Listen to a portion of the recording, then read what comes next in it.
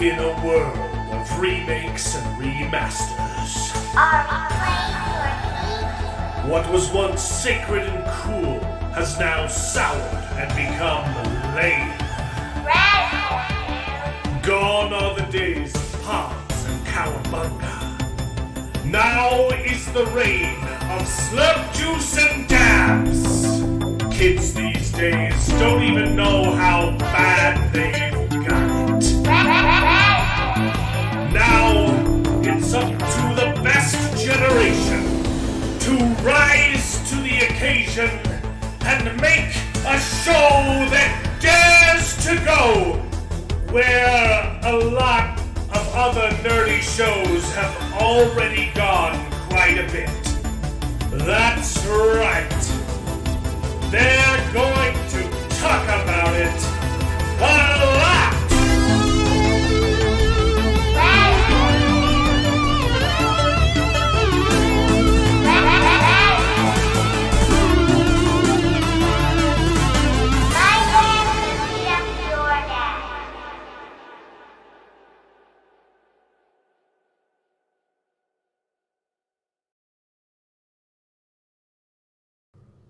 Hello, everyone, and welcome to the show. This is Best Gen, where nerds complain about nerdy things, and we're called Best Gen because all of us aren't here. All of us that would be from the same generation, and Charles left. All of us that would be from the same generation are not present tonight, but normally we are all from the same generation. We happen to think that it's the best one, not because we're better than you, but because our movies and entertainment certainly were. So strap on in and prepare to wax nostalgic as we reminisce upon the days of yore, while simultaneously complaining about the utter filth that Hollywood keeps shooting out of its sledge pipes on a daily basis. I had to get to that intro quick because I had to address some heresy. I will yes, some heresy. So Chronicles of Narnia. There's a poll for what I'm going to read next. I'm currently reading Knife of Dreams, Wheel of Time book 11. Shoot.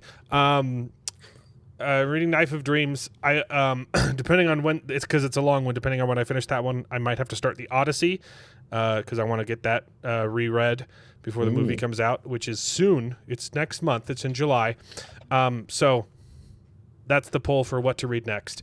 But we're talking about Chronicles of Narnia reading order. And the only correct reading order for the Chronicles of Narnia is publication order. And for some reason, this came up because Joshua says they get boring after Lion, the Witch, and the Wardrobe. And I said, that's the first book. And then this happened. That's not the order they are in the omnibus. Your omnibus is wrong. Your omnibus is wrong, and I will die on this hill. For some reason, every single omnibus prints the Chronicles of Narnia out of order, and it ruins it. Okay? Yes, technically, The Magician's Nephew takes place chronologically first.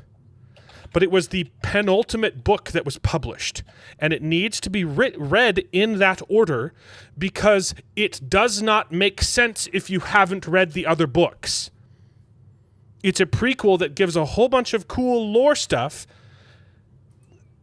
that you need the series context to appreciate.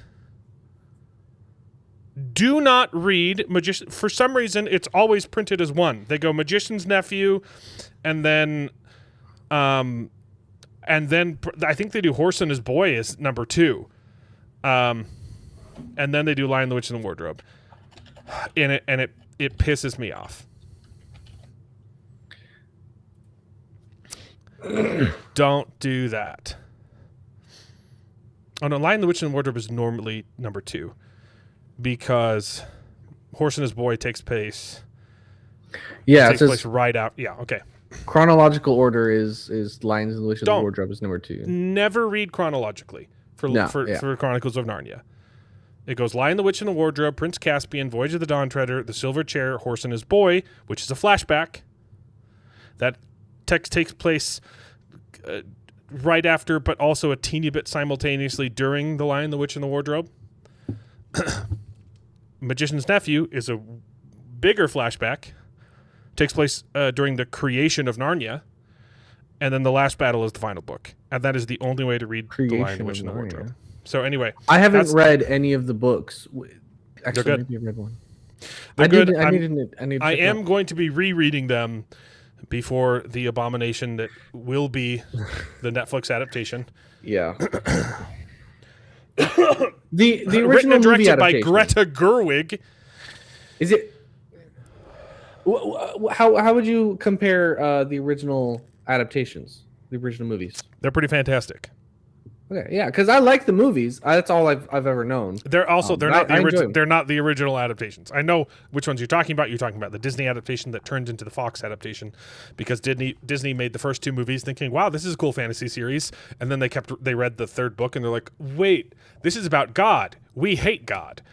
And so they stopped adapting them, and it was purchased by Fox, and Fox made the third movie, which is actually pretty good. If you haven't seen I was Voyage of the Dawn watching Treader, it's pretty darn fantastic. And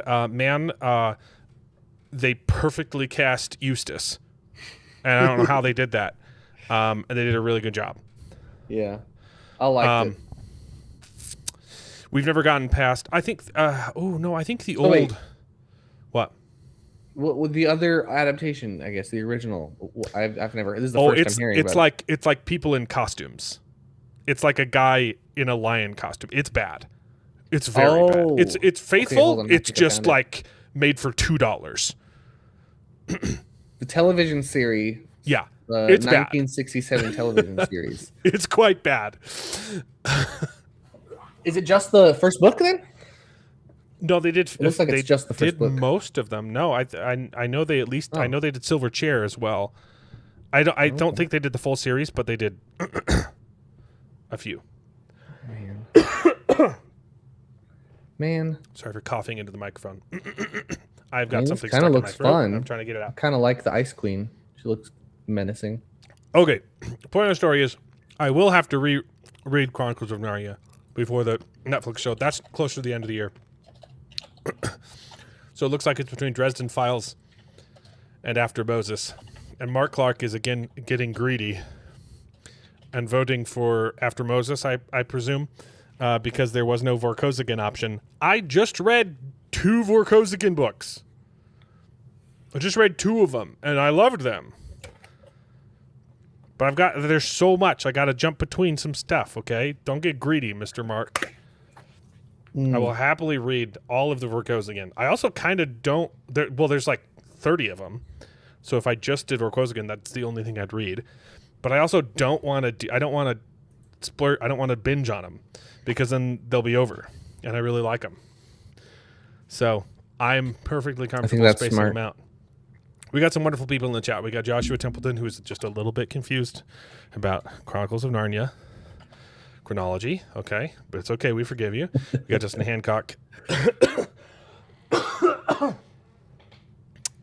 got Mark Clark, our inaugural channel member, emeritus, whatever. If you want to become a channel member like Mark, it's only 99 cents a month, and it's cool. You get early access to videos, and you get to sleep at night knowing you're a cool person.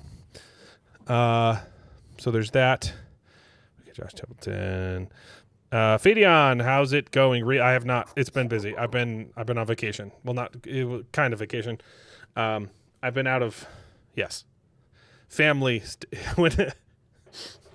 It was vacation. It was a vacation. It was also very stressful.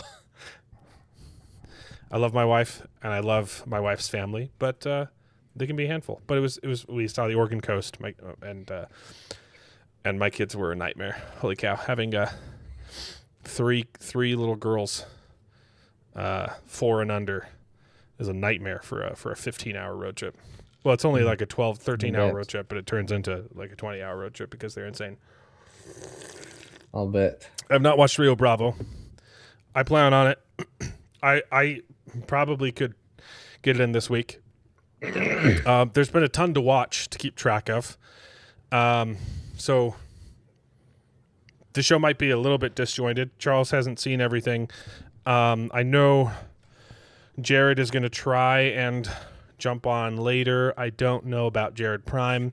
He And I know watched Disclosure Day, didn't he? David can't make it. Yeah, Jared, yeah. Dark Jared watched Disclosure Day. And he also liked it, which is setting a really bad precedent because I'm being genuine. I don't remember. It's been a really long time since he and I have disagreed on something, and it's making me very uncomfortable. Like we keep having the same takes on movies, and I feel gross. I feel really gross about it. So maybe I need to check myself. Maybe I'm wrong. Maybe Disclosure Day sucks. It seems like the entire internet agrees with that sentiment. No one online liked it. I've only seen bad reviews. I loved it. I really liked Disclosure Day. I understand why people didn't. It's definitely, the ending will definitely leave a little bit wanting for some, but it totally worked for me. And there are some things that I was mad about. Some mistakes that are very, very easy to fix with either just dialogue changes or just teeny, inexpensive, would cost nothing to fix. They just didn't have like someone paying attention on set saying like, hey, maybe this is dumb. Don't do this. But it was very charming. It was a very charming movie. It felt, it got my nostalgia juices going. It feels like a perfect, it's E.T. smushed together with Close Encounters of the Third Kind. And it feels like old Spielberg. But also old Spielberg because he lets some stupid things fall through the cracks. If that makes sense. It felt very nostalgic and also like, yeah, he still got it. But you can tell he's getting old. And a lot of people hated this movie. I know Critical Drinker says he needs to put down the camera, stop filming. I disagree with that. I know like just about everyone on Friday Night Tights hated the movie, but I liked it. I really liked Disclosure Day. Wow. So maybe just because they had really high expectations and they were disappointed. So if Jared jumps on, we'll be able to talk about that a little bit more. I can do a couple like mostly spoiler free things too. Mm-hmm. Let's see. I watched everything else that I think we have planned for tonight. Yeah. I didn't watch episode 6 of Spider Noir. Yeah, I didn't watch any of it because okay. I've been watching it with Elliot and we've been on the road, and so I've been able to sneak in a couple episodes of Clarkson's Farm. But I have not. I didn't watch any Spider Noir. I managed to get 2 of the movies in theaters, though. I saw Backrooms just now. Like, I just got home from the theater. Yeah. And what's on the floor? It was like one of my kids' books is on the floor. I saw Backrooms, which was phenomenal. I loved Backrooms. And then I saw Disclosure Day as well. Yeah. I think when I watched Backrooms, it was at a disadvantage because it was the same week that I watched Obsession. Yeah. So I think Obsession is the better movie, but I loved both of them. I did. I did. Like, the more I've thought about it, the more I realized, Backrooms is really good. Okay. I watched it immediately after Obsession. Point of the story is I will try and get to Rio Bravo this week. I also got to catch up on Spider Noir though, and I think I only got the first 3 episodes of Clarkson's Farm in, and there's 3 left, and there's going to be 2, so there's going to be 5 episodes of that. It's also not something you need to binge. It's so comforting. Clarkson's Farm. It's just like it's just. It's comforting. It's snuggling at the same time. It's also blackpilling. Yeah. Well, yeah. The political stuff. Yeah, it sucks. Yeah. But he takes it in stride, man. And I could literally watch him just eat cereal for breakfast.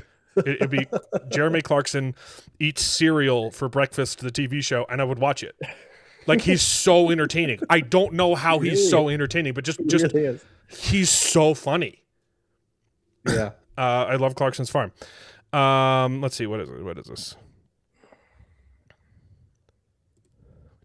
What is that in? Oh, no, Rio Bravo. Okay. Haven't finished it.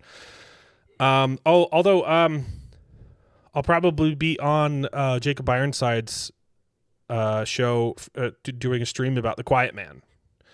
So there's that. I hope I can make that. I committed to it, and I hope I can't. I hope nothing comes up. The one where he's in Africa, I don't know about that. Let's see. Time. Charles got re-immigrated. What? I don't know. What? No, Charles. But Charles is going to get married next month. Oh yeah. My fiance's visa has officially been approved. She's getting her passport back tomorrow. She's getting that green card marriage, baby. Yeah, boy. So, the real test. That'll be July. I'll be gone all of July on my marriage and honeymoon. Was it if in like 10 years she just ups and leaves Charles now that she becomes a full citizen, we'll know if the love was real, I guess. Just a green card digger. Just read Vortis the Dawn Treader. It's my favorite. I've read all of the Narnias. I would be rereading them in preparation for garbage TV show. Yeah, I'm probably got to get the audiobooks for those. It's good. Also, that's a wild take. A lot of people don't like Voyage of the Dawn Treader, but it is good. Silverchair is easily my favorite. I love Silverchair. I also love Horse and His Boy, and people don't like that one, but it was cool. So, sue me. Honestly, I think The Last Battle is probably the least exciting. It's really good,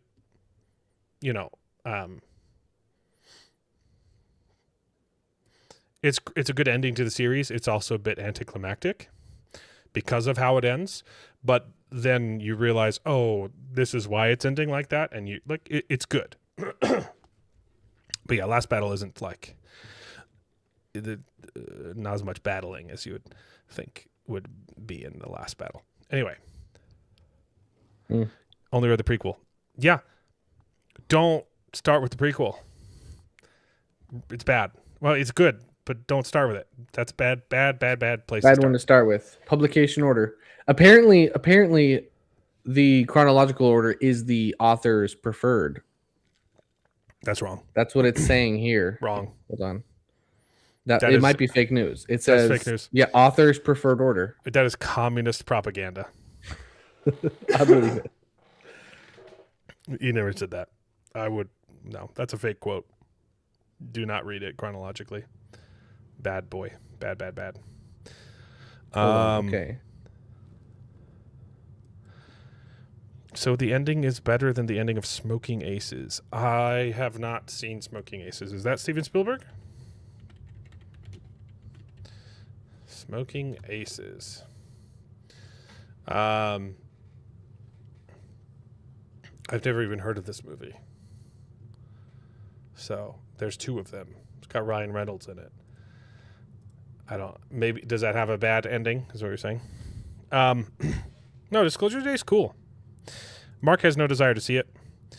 I'll get into it later. I have not watched Widow's Bay yet. Although I think we have to get Apple TV next month because Silo starts very soon, right? No. Hold on. What's on the schedule? The schedule. Clarkson's Farm. We are, what is it? What's today? 13th? Yes. On the 13th. House of the Dragon Vox Machina drops in 2 weeks. And then, Silo's very soon. So, The Bear, Avatar? Wait. Oh, it's ready. It's been ready for 3 years. The Stinger is absolutely ready, and we'll play it for Charles. Season 5, Clarkson Farm has been great. Yeah, I'm looking forward to watching Widow's Bay, and I will watch it come July. Because that's when Silo 3 drops, and House of the Dragon Season 3 is also dropping on HBO simultaneously, so we can't unsubscribe from that yet. And then Lanterns comes out, so it's too fine. Anyway. Oh, and then we get Dark Matter Season 2 after Silo, so it's going to be fun. It's going to be a couple months of some entertaining programming. Mm-hmm.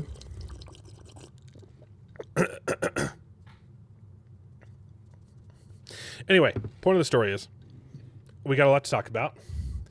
we can talk a little bit more about Disclosure Day, which Charles hasn't seen, so we'll put that off for a little bit. We got a little bit of news. We've got a little bit of Clarkson's Farm, a little bit of Spider Noir. I don't mind spoilers that much if you want to talk about it, but I've only Spider seen Noir. I've only seen the first up until episode 5. 3 episodes. So yeah, we can talk about that. And then what else was on the thumbnail? What was on the? Oh, I don't remember. Shoot, I'm a little scatterbrained. I just got home, so Disclosure Day, Spider Noir, Clarkson's Farm, and Backrooms. That was on the thumbnail. Backrooms. Yeah. Backrooms is. Oh yeah, good. and I'd love to talk about Backrooms. Yeah, we'll talk about Backrooms probably first. Yeah. Okay. Yeah, I think that's best. None of us have been watching Vox Machina season 4. I couldn't finish season 3. I don't think that's. Have not seen Scary Movie 6 yet. And I haven't been able to see Masters of the Universe. I think I'll be able to see Masters of the Universe next Tuesday. I don't think I'm watching Scary Movie 6 in theaters, but I might check it out. We'll see. That's in theaters right now. Masters of the Universe. I've been excited. I think it looks pretty good. I've got one showing near me, so I live in the middle of nowhere. I know that one's a little bit more mixed than Disclosure Day. It totally bombed. It is not. It bombed? Oh yeah, it bombed pretty horribly. Not as bad as like a Star Wars movie because they didn't only because they didn't spend as much money on it. Mm-hmm. So sorry for my cough. Point of the story is Supergirl. Crap. That's in 2 weeks as well. Why do I have Avatar? The show, the live action Avatar season 2 drops. Oh, well. I forgot that was a thing. I was so confused. I'm not gonna. What did you mean by Avatar season 2? I'm not watching that garbage. I haven't even finished season 1 yet. No, Clark watched the Mexican Mormon massacre, which I don't know anything about that historically. I'll need to read about that. It's someone American Primeval. No, that's. I know. We talked about this 2 weeks ago, Charles. I know it's not a document. Debating me. It is a fantasy. No, I need to read up about that story. It was someone did a serial killing on a bunch of Mormons in Mexico, in like a Mormon colony. So. Oh, so this isn't even the Mountain Meadow Massacre. No, Okay, sorry. They made a show about the Mountain Meadows Massacre, which was called American Primeval, and it was horribly historically inaccurate. I thought there was like an actual. In fact, it's. I've heard the show is really good though. Like it was really well made, but like it was an abomination, and they intentionally ignored historical record and said, "Nah, but this makes the story better," and they make Brigham Young look like a real bad guy. So I kind of want to watch it. I've been kind of wanting to, but I'm more interested in this documentary about the serial killer. Anyway, should we do news? We should do news. Yeah. Anyway. So, sorry, Justin's. I think Backrooms is why it might have gone 3 kids. That's not what the movie's about. It's different movie. Yeah, this is how you read Chronicles of Narnia. Anyway, the Stargate series. I'm excited. Is canceled. What? No! Frick. I've been... Could be a good thing. But, well, it was looking good. It had a lot of original showrunners attached. Not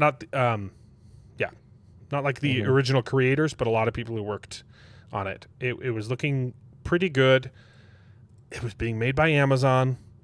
They canceled it, and I kind of agreed, like, oh, this is probably good news. And then they made statements after the fact saying, we canceled it because we didn't think it would have broad appeal beyond the franchise's dedicated fan base. And then they made more statements after that saying, so we haven't given up on the idea of doing a Stargate show, but we want to modernize it and make it more appealing. So we're going to get a different showrunner who can make it gay and lame.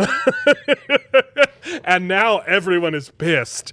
So they canceled it for the wrong reasons, and they're going to try to go forward with it for the wrong reasons. Yeah.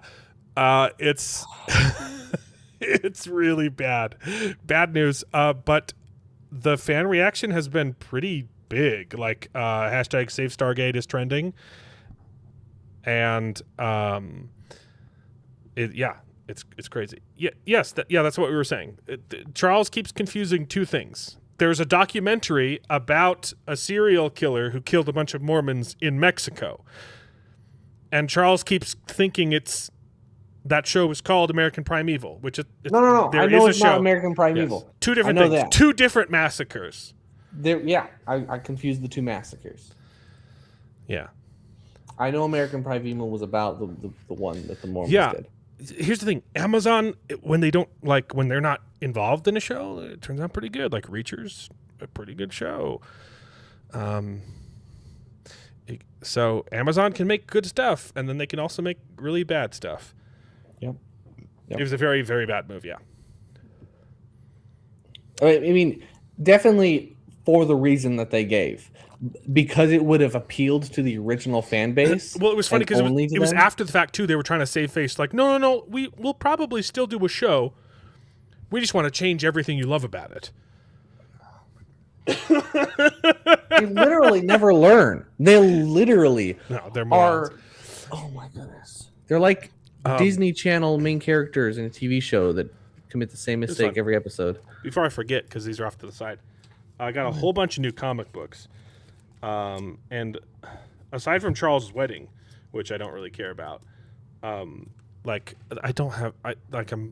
done with most distractions for the summer. So I want to ramp up production on our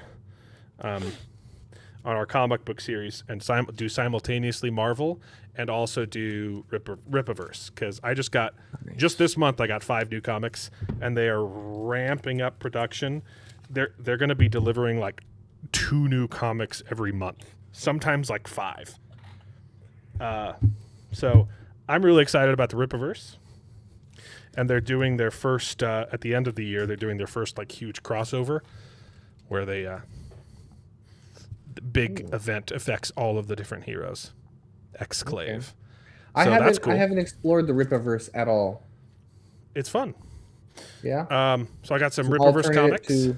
Alternate to Marvel and DC. Enough. I wasn't looking at the camera when I did it, so I don't know. I don't know if I held them up good. And I also got my Lucent comics.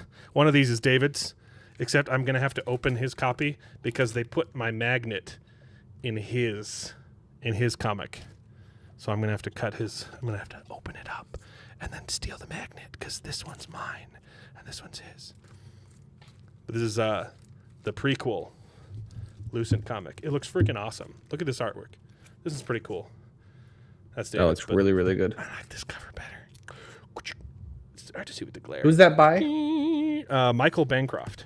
He's got a YouTube channel, and this is the 3rd comic in his series. I think he said the full series is going to be 5 comics long. But this one doesn't count. It's like an interquel, prequel, or something. So, all right. Wedding's in, I don't know. Where is it, in New Mexico? Do I have to go there? Probably. It's in New Mexico. That's where the wedding is. Mexico, July 10th. Y'all are invited. Everyone on the stream. Yeah, no. It's probably never going to get made, but if it does, it's going to be bad now. After firing the cool people. Salty. Okay. Because I read it, and they're good comics. That's why. It's not slop. I love comic books. Is he talking about the Rippaverse? I love them. Yeah, the Rippaverse. You don't have to like it, but I do. So. No, Bancroft's not Mormon. Bancroft? Michael Bancroft. He's an Aussie. Oh yeah. Lucent. He's an Aussie. The Lucent. Nice. Well, that's fine.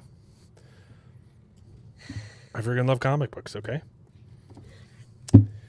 To each his own slop. I still have been meaning to read book 2 of Night of the Seven Kingdom. I need to read the book and then read the comic because I have that sitting on my shelf. So. Okay, more news. More news. Darn, I was talking about Sam because I was thinking of showing him the original show and getting him psyched for the remake. Yeah, but you also have to get through like 15 seasons of Stargate. Yeah. I don't think I finished season 1 yet. There's 20 episodes. There's more than 20 episodes per season. You sent me this. Did I? I didn't even look at it. Oh, yeah. I just thought this was a funny post. Like, has anyone considered he used the wish to? Right. Okay.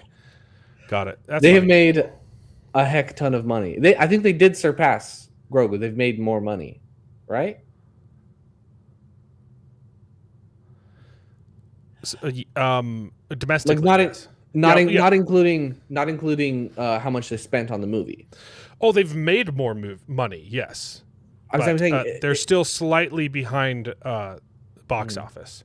They passed domestically, but Star Wars has a broader appeal in foreign markets. Okay, yeah. So let's look. So Star Wars is almost getting the same numbers from domestic and international. Okay. And so it's almost at 300,000. It'll probably pass. It's making money. Get 300,000. So apparently 300 million. Sorry.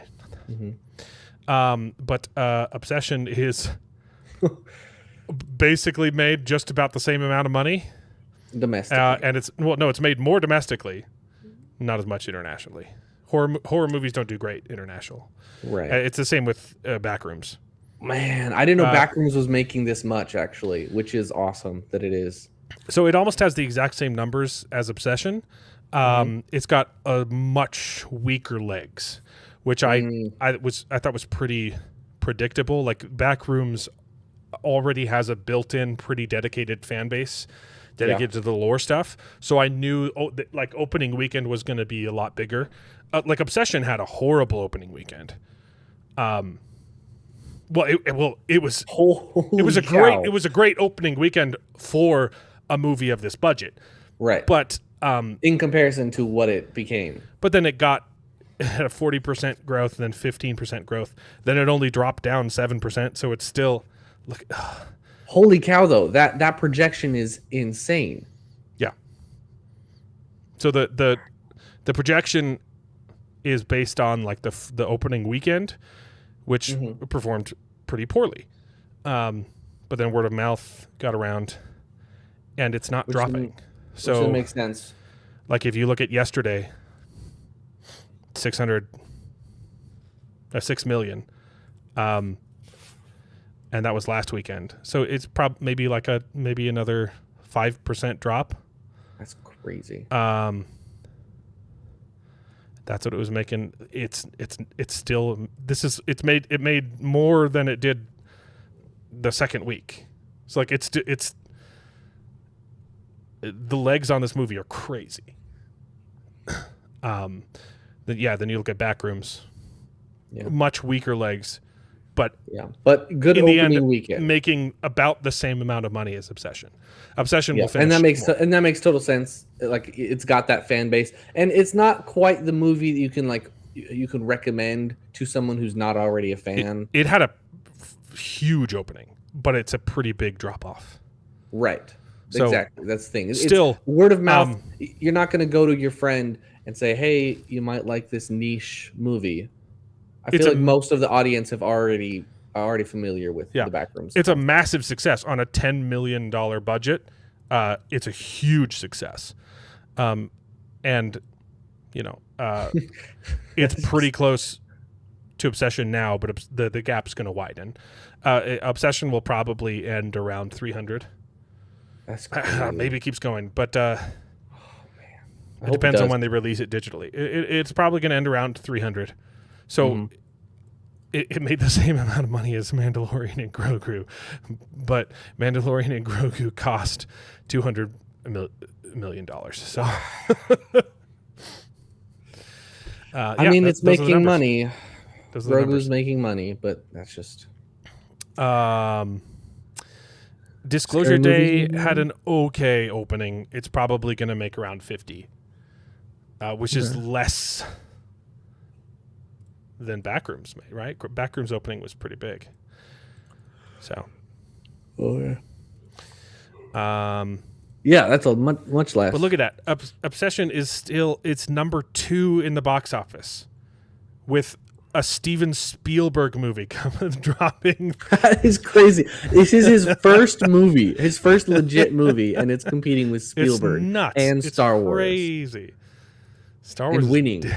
Star Wars isn't competing anymore. Star Wars is out of the running. It's crazy. It's making $400 a theater, dude. It's bad. 500. We'll round up. I'll be charitable there. So, what was the? Do we know the production on Disclosure Day and Scary Movie?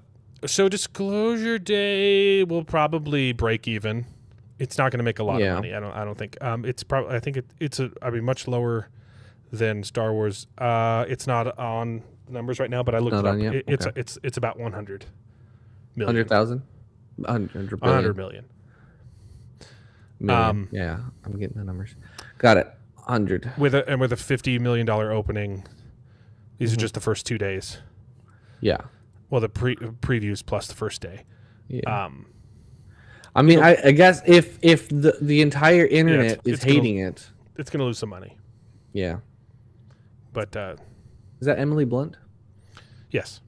I haven't seen any of the commercials, so I don't know. Hey, I like. No, I'm definitely gonna watch it. But no, that's awesome. I am so happy for Curry Baker. Man, that is awesome. I'm happy for. I don't remember the guy who did Backrooms, but I love another YouTuber. Yeah, so much. What's his face? Yeah, Backrooms was cool. Let's see. It's possible to not like all Mormons. I'm not a fan of Shad Brooks from Shadiversity. I like him. I like Shad quite a bit. I think it's understandable if you have disagreement. He's a little bit eccentric sometimes. Yeah. Very unapologetic. And sometimes he has very bad takes. Like he likes Twilight, and you're like, okay, that's a little gay. But I think I like him quite a bit. But sometimes he does have bad takes. And sometimes I have bad takes. Apparently, I like the Rippaverse, and I also like Disclosure Day, and the internet hated the movie. So we can have bad takes sometimes. As a Mormon, I agree. There are other members of the church I don't care for. I like these guys, except Jared. Until he gets his... Great. I didn't know Justin was a member. Yeah. Has that lore been dropped already? He found us because I was a guest on Word Radio. Nice. He followed us over here from there. Great to have you. I think that's how we found you. Yeah. Yeah, it's old lore. It's an old code, but it checks out. Let's see. Disclosure Day sounds like a lamer version of UK Boxing Day. Is that a movie? I know Boxing Day is a holiday. I didn't know they made a movie out of it. Kane Pixels. That sounds like a fake name. That's not his real name. It does. Can't be his real name. It's a holiday. Twilight seems right. Hey, David. I have been meaning to watch it. Read it, actually. Don't. Because of Shad Brooks. David legitimately wrote Twilight fan fiction for her girlfriend, okay? Oh. Who didn't like how the fourth book ended, so he wrote her a new version. Wow. I mean... Yeah. No, okay. I have been meaning to watch it because Shad Brooks recommended it, and also my old bishop recommended it. But he should be excommunicated. He also liked Rings of Power, so I don't know how much I can trust his opinion. No, excommunicate him. That's nope. That's a big nope. I think if you read it, understanding that I'm not the core, like the audience, the demographic is females. I think it's unobjective, unobjectable. I only read the first book, and I did that under duress, and I did it ironically, and I hated it. No, just a holiday. Yeah. Okay, it sounds like a disclosure. Oh, I understand. It sounds like a holiday. Got it. Yeah. I'm not familiar with it that much. So there has been some drama about Obsession. The art director is retarded. The art director of Obsession is speaking out against the filmmakers because she wants more money. Oh, sorry. We should go. She signed the contract, and she didn't expect the movie to make as much money. She posted on the Instas, "This is how much money I made on Obsession." Oh, is this as big as it gets? Yikes. It's going to be hard to see, but can you zoom in at all? Let's see. Open image in a new tab. There we go. There we go. Oh, okay. Nice. All right. There you go. I've debated this for a long time. I've been holding a lot of weight over the past, and this was like a week ago. This is old news because we missed last week. I've been holding a lot of weight over the past 2 years since the production. This is a poorly constructed sentence. Yeah. Over the past 2 years since the production of Obsession, so I'm going to say it as it is.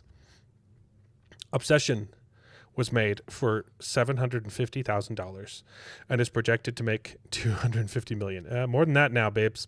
Yep. How much I made? $300 a day as art director.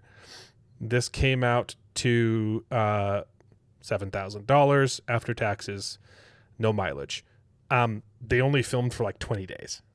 So less 20 than 20 days, that's it? So she made $6,500 for half a month's work.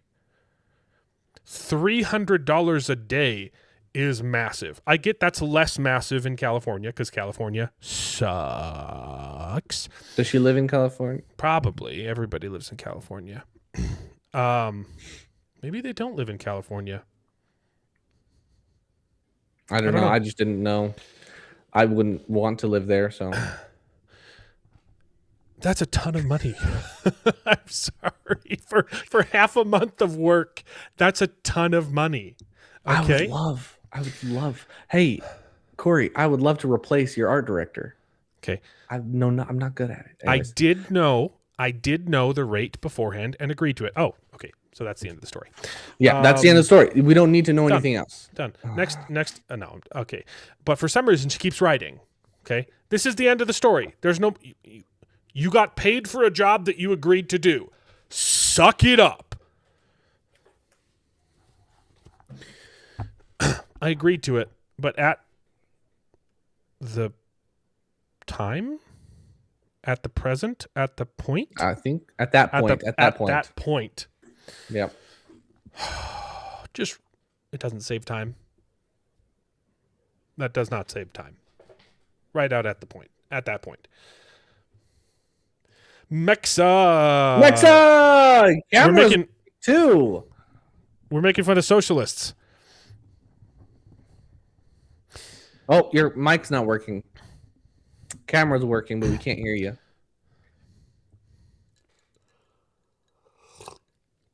We'll let you know when we can hear you. Sorry, I just saw this. David's idea of erotica is a Nancy Drew. We'll read some comments while we wait for Mix to come back. $4.99. Thank you for the super chat, Mark Clark. $4.99 is very gracious. David, Twilight fanfiction. I never knew I needed something to make fun of so badly in my life. We need a copy. I don't have the copy. We could peer pressure him into giving us the copy. That would be funny, actually. Yeah, we should read his fanfiction. That would be fun. Can you hear me now, right? It only showed up one time for me, so let's see. You can hear me now, right? Yeah, I can hear you. I can hear you. Sorry. I should have said that. I don't think it was erotic. It was just gay. Yeah, Edward Banks Jacob. It's not her position. She could have, negotiated some of the gross. Yep. Better at contracting. It also, like, she's like the art director. It's a big role, but it's far from the most demanding one. Mm-hmm. I doubt there are very many art directors that get percentages of films. I would be willing to bet it's very rare any art director gets points on a film. That's very rare. Okay. So she's mad that she made a whole bunch of money. She knew it. She agreed to it beforehand. This is, but she was living paycheck to paycheck, so she was pressured into agreeing to a huge sum of money for very little work. This is the reality of most filmmakers, especially those who work below the line. We become a line in the budget sheet to keep as low as possible. That's how money works. That's how all money works. Mm-hmm. Everyone wants to pay you as low as possible. You get paid what you're worth. You get paid for what you provide. If you want more money, provide more. Or say no. You know what's funny is that everyone thinks that they are getting underpaid, but everyone is overpricing themselves all the time. Yeah, everyone 100%. thinks that the work is worth more than it's actually worth. Mm-hmm. Look, she did a great job.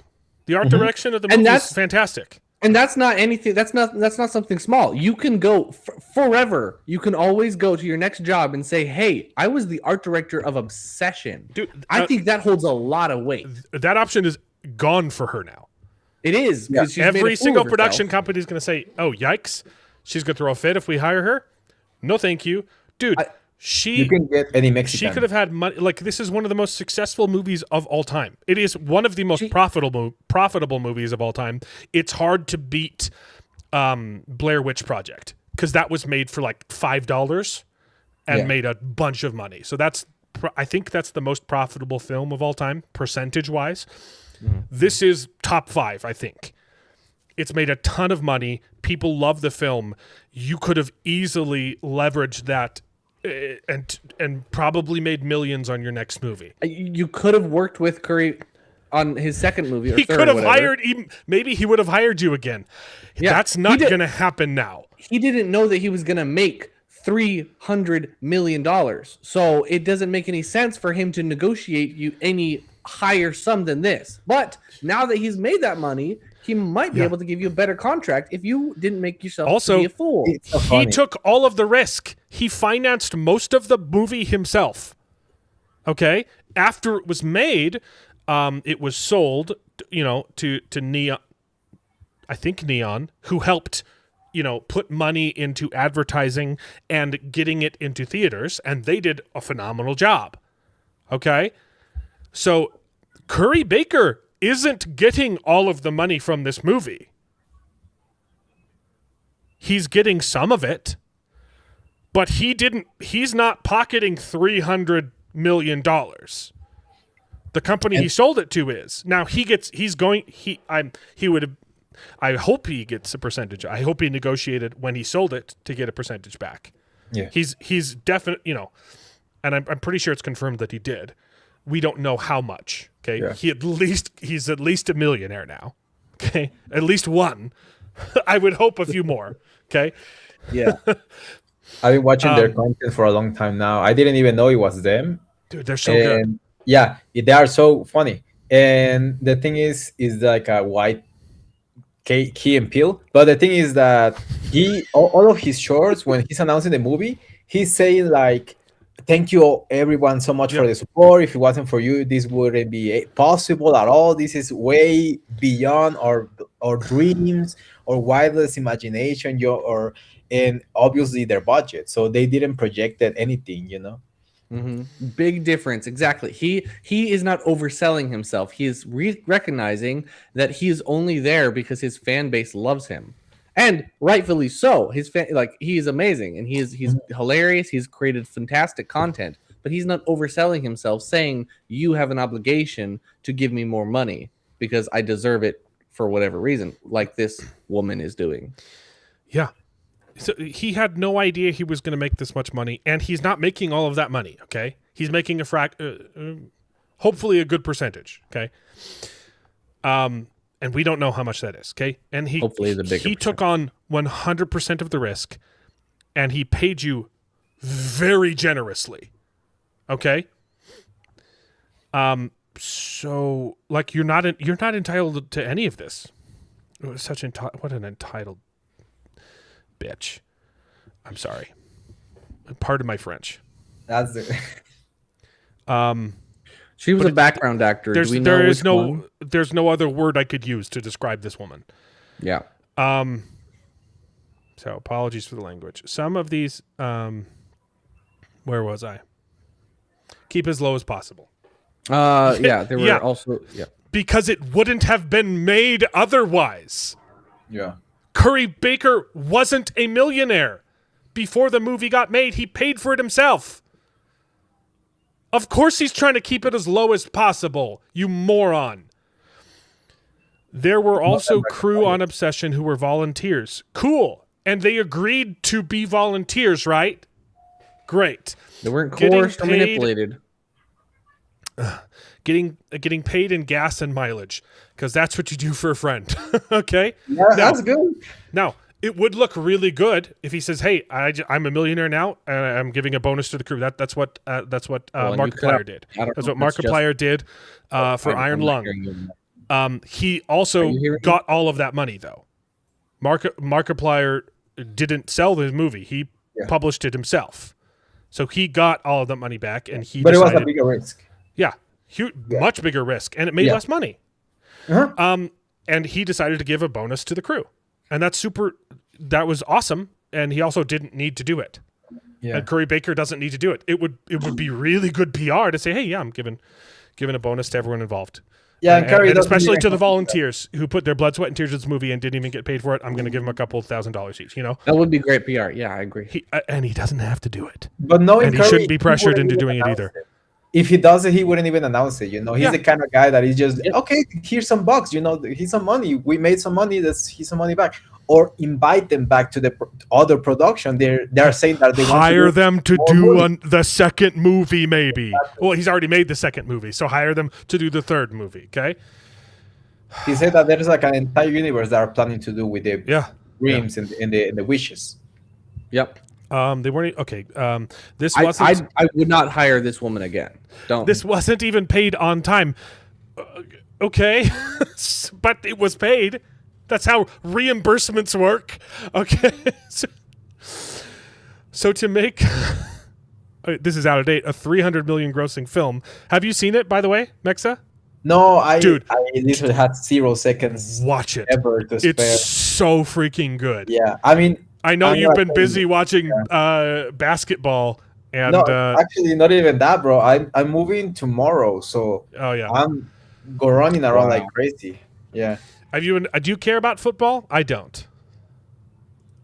But I know Mexico's doing well, right? America is doing better. Yeah, actually. but that's not gonna. We never win. That's not gonna last. You could win. I was gonna say we. You could win this time. We're not gonna. America never wins soccer. I'm sorry. I saw the game. They are playing. They are hooping. They are actually playing. We're the only country that calls it soccer. We're not allowed to win. It would be hilarious if you win. Actually, that would be like peak America. That would be peak America, bro. You know, I will say it felt really good beating the crap out of Canada at hockey. So you know.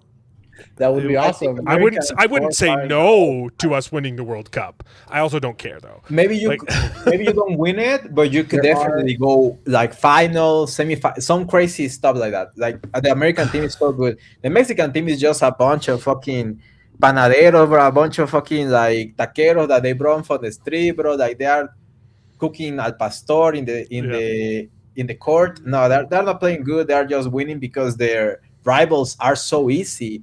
Like the rivals are fighting for food. Like they are from South Africa. And they're like, oh, they're not gonna feed us today, brother. If you don't win, you either win or you don't get food.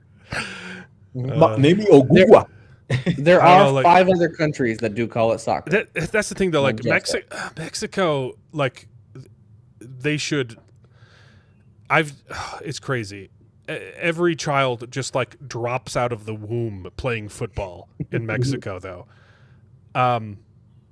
And it's just always being played in the street. There's never not a game of football being played in Mexico. Even in basketball courts, they play football. So it's actually kind of crazy that you guys don't do better, because I think it's just because you don't try as hard because like you don't need to.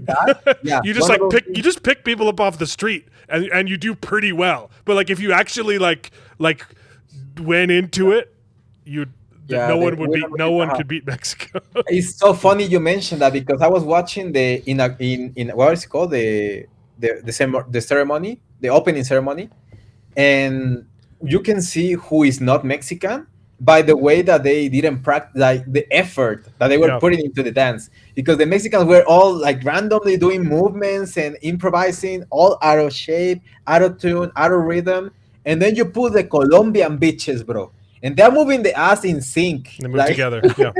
Yeah. If you just put just a little bit of effort into it, like you'd be unstoppable. Like they put Shakira, and the huge difference between Mexican produced level stuff, or they just like doing reggaeton out of sync with Mexican charro dance. Like it's so disgusting. It was so disgusting. But you put Shakira, you put like, what was the other guy? Like I don't remember who was like. There was other guy, J Balvin, who is really big. Yeah. And they were actually trying hard. Like you can see, this is international production. Oh, this is Mexican production.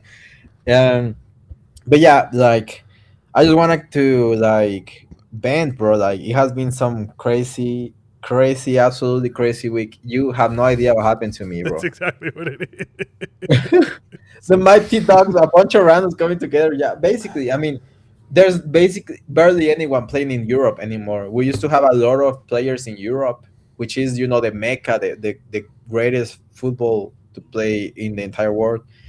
And we don't anymore. And America, like I'm telling you, watch the USA games. Like they are really good. They are really hype. Oh. Yeah, Australia versus America, the next one, which is... I just don't... It's nothing against soccer. I just don't care about most sports in general. But it's not something I'm invested in. It's like the World Cup. I cannot tell you how much I dream of having the World Cup in my country, but because I'm moving right now, I cannot celebrate it. I cannot enjoy it because I have zero money. Yeah. But it's like, it's so crazy. Enjoy it. Yeah. It is also tough to get excited about a sport where the average score is 0-0.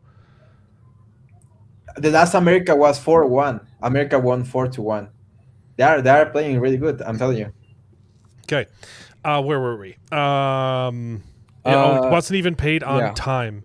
So to make he didn't know he was making a movie that would gross that much.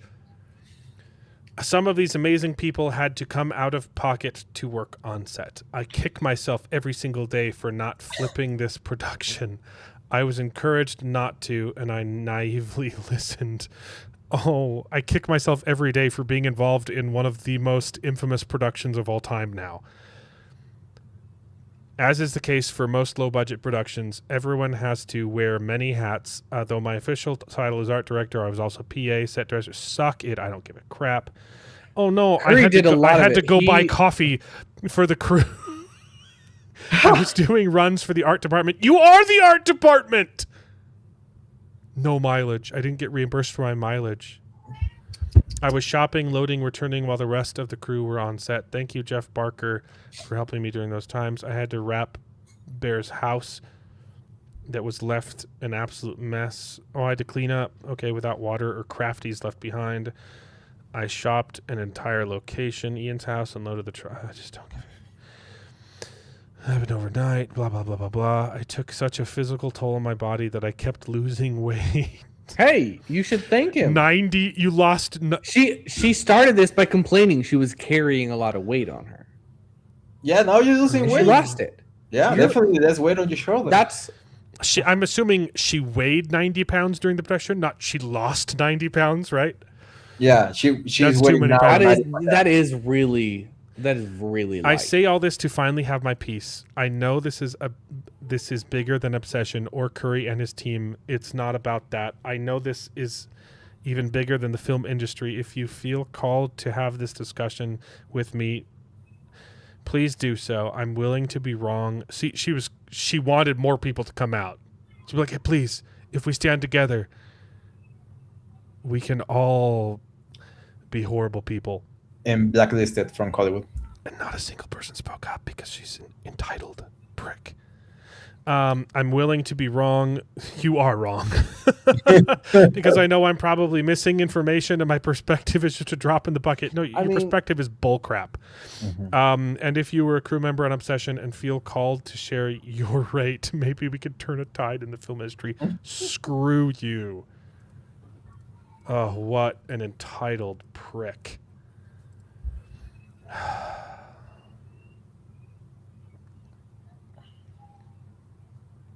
She made a ton of money.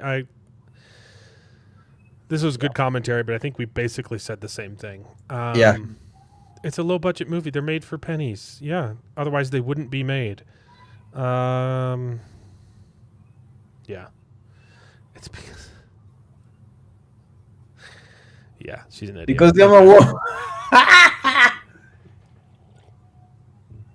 I feel better every day after being a misogynistic when seeing posts like that.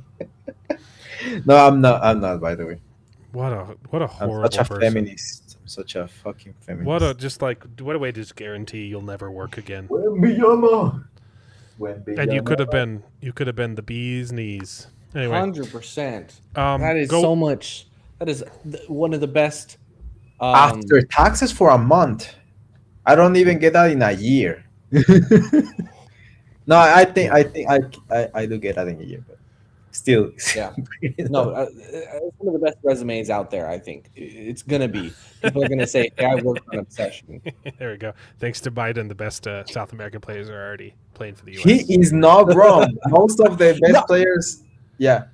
I looked at the game a couple times the other night, and I didn't see a lot of American, Caucasian individuals. All the defenders, yeah, they are.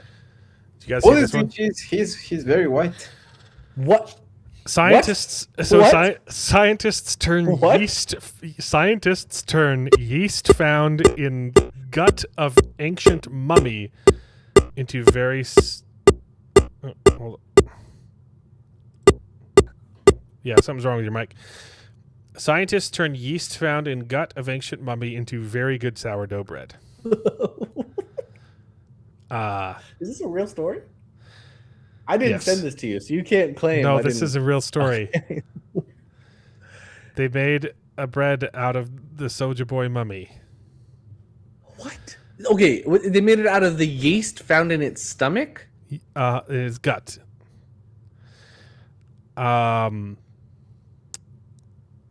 Don't do that.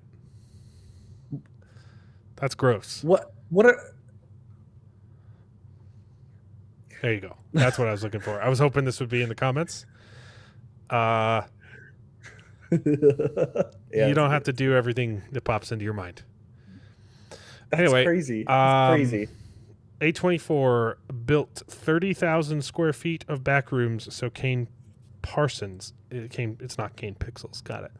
Kane Parsons could bring his strange world to life. Yeah, let me bring this back up in a bit. We'll talk about. We'll transition into back rooms. That's got to be like a. That's got to be an amusement park. Doxing my ego. They should make that into an amusement park. Oops. Dungeon Crawler Carl, narrator Jeff Hayes is so good. Fans think he's multiple people. You sent this to me, right? I didn't send this to you. No. David sent it to me then. Yeah, it's just him. most of the time. He just does a bunch of voices, and he can jump. He does it live a lot of times too. He can jump between them. I gotta start reading those. Yeah, I just finished the newest book. It was very good. Okay, we'll get back to I just need to complain about YouTube ads real quick. Oh yeah. Last time we talked about how I keep getting porn ads on YouTube. Mm-hmm. I got the same one again this week after having reported and blocked it a month ago. I got the same I got the same AI jerk off instruction porn ad on YouTube. And then I also got these ones, which were funny. I reported these. Hey, that horrible sound. Hey, sorry. Yeah. My bossing. Yeah, I hate bossing on PCs. It happens. I got the porn ad again, but I didn't want to share it. But then I got these two ads, and they're hilarious because the product is completely fake, and these ads are still live. It's AI. It's an AI video selling a real product. You can spend money on this, and maybe you'll get something, but it's a scam, and YouTube is okay with it. They're advertising scams. Maybe you don't need to hear the sound, right? It's just AI voice, I assume. It's a legend. It's the Kraken rum bottle. Whoa. Okay, this isn't real video. The entire video is made with AI, and also, if you notice, every time it shows the bottle, it's a little bit different. Yeah, of course. Also, the bottle doesn't make any sense. You can't. This is impossible to do. If you're blowing, you can't do that with glass blowing. No, it's plastic. You probably. might be able to do it in like a mold. You wouldn't be able to do it with glass. Maybe, but and it shows liquid like inside some of. Oh, it's physically impossible. It's definitely okay, impossible. and also every time it shows it, it's a different freaking shape. It's got a bent neck, and then in the next scene, maybe not this one. The first one. In this one, a little bit consistent. It's got a straight neck. Yeah. It's a completely different bottle. Even. I mean, for AI, that is surpingly consistent. No, it's really well done. Yeah. But that's AI. But it's completely fake. AI.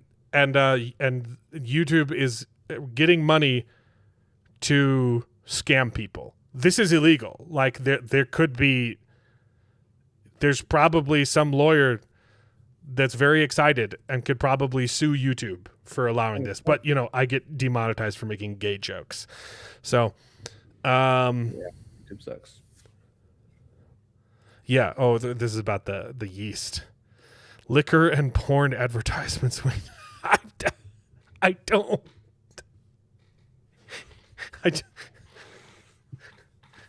I'm a teetotaler, okay? I've never tasted... Okay, I have tasted liquor accidentally. I took a sip of a beer once that I didn't know, and I've tasted like a little amounts of alcohol that were like mixed into things before I knew, okay? I've never intentionally drunken alcohol in my life. So... Oh, I've had his mouthwash. Yeah. Yeah, no. YouTube sucks. YouTube it's sucks. Yeah, it's ridiculous. I think mobile ads are even worse. Mobile game ads, because those are so the only ads I get are on mobile. Because if I'm I meant like if you have an app from the App Store, game, because I think that's much worse because that is 100% kids are going to see that. But it's all AI, jerk off instruction, whatever, awful stuff, and it's just the It bottom was an of the accident, I barrel. swear. I was just walking down the street and it just fell into my mouth, guys. Yeah. Anyways, it's just ridiculous and huge issue. Advertising in general. Obviously, this is objectively wrong, but I think even advertising that's not AI or scamming, it's just so much worse nowadays. Yeah. A lot of it is just so much worse. They don't have good advertising. It's just so funny that they vet their creators. They police their creators more than what they're advertising for on YouTube. Of course. Because they're making more money. But like a human had to look at that and say, "Yeah, I'm okay with this. I'm okay." Probably was this another is allowed AI. on our platform. Yeah. Probably just another AI, you know? Well, it could have just been an AI, actually. Yeah. They might just be automation. Yeah. The So adverts. I only get if I'm on my desktop, I don't get ads for reasons, but I still. If I'm on my phone, I know there's ways you can get around it on your phone too, but I have to use the YouTube app for back-end YouTube stuff. And so occasionally when I'm on the toilet, I browse shorts or something, you know. Yeah. Okay, so Backrooms. Were any of these quotes good? You sent this to me, right? I thought it was just an interesting. I didn't read the whole thing. Some of the quotes were good, but just the fact that they built, was it 30,000 feet or 300,000 feet? 30. Yeah, 30,000 feet. That's awesome. And you could tell. You could absolutely tell. Like most. That was done in Mexico? That's insane. Was it in Mexico? Yeah, it says I mean, maybe I misread, but on the upper part, if you go up a little bit, it says something about that. It really looks. There is. Oh, no, never mind. There's something like preview in CCXP. I don't know what that is, to be honest. But it is like an expo, I guess. Yeah, never mind. The film was really good. I really liked Backrooms a lot. And you could tell almost everything was practical. Like, obviously, them going through the wall was, they had to use some special effects there. But you could see the stuff on screen. And this would be, like, a really good use case for like, the volume. Mm-hmm. Because it's liminal anyway. And like, if you want the volume version of this, watch that Netflix show made by the people that made Exit Dark. 8? 1860, whatever it was. Exit 8? No, Dark. No. The Netflix show Dark. The show we watched it on this show before you joined. It's the German couple. They had a new show on Netflix and it was canceled. It was 1899. Similar, the context is different, but they did very similar things with like weird hallways and stuff. And they filmed it on the volume and they did a really good job of hiding it. It would be really easy to make a movie like this on the volume. I'm sure if they get sequels, they're going to get sequels. This movie is massively successful. It's going to get sequels. Maybe they transition to doing volume stuff, but you could see the sets, and they were really well made. And the movie was trippy. I don't think that he would. Maybe he would do volumes to increase his production, but I think he would still try to build practical stuff. Because I mean, he as an indie movie. With his first production, he built 30,000 feet. When he has more money, I mean, I don't know how much he gained from this. The movie cost $10 million. Yeah, 100%. It's going to cost a lot more. A lot of money, but not a lot of money for a movie. Yeah. Very low budget for a film, and you can see every single penny on screen. It all went into these sets and the actors. Really amazing acting. The black guy has got a name that's hard to pronounce, and I've loved him. They specifically requested him. They went directly to him and said, that he knew immediately he wanted him. I've loved him since I was a child, and I saw him in Serenity, and I was like, this is the greatest villain probably ever written of all time. He was phenomenal in that, and he was really good in this. And the therapist lady was also really good, and the two other people were good in the short time that they were in the movie. and I also liked Office Space guy, whose name I can't remember, but his teeny tiny role was fun, and I would like to see more of his character in more sequels. It's got to, yeah. They're gonna, even if he doesn't want to do it, someone else will make sequels, right? And I think he should do them himself. There's going to be sequels to Backrooms. I just processed that you said he was the bad guy in Serenity, and I just realized he's so good in that. Yeah, holy cow, you're so right. I didn't even recognize him. I mean, of course he's one of my favorite movies. That's one of my recognizable. favorite movies of all time. Yeah, yes, I'm right there with you. He's in Doctor Strange too. Anyways, yeah, really, really good. I do have one major complaint. Not a major complaint. It's kind of minor. But what is it? I think his. Do you want to go into spoilers? There's not a lot to spoil because there's not a lot of plot in the movie. No, there's not. You're right. But we can go. Yeah, we can go spoilers. It's what is it? This is week 3.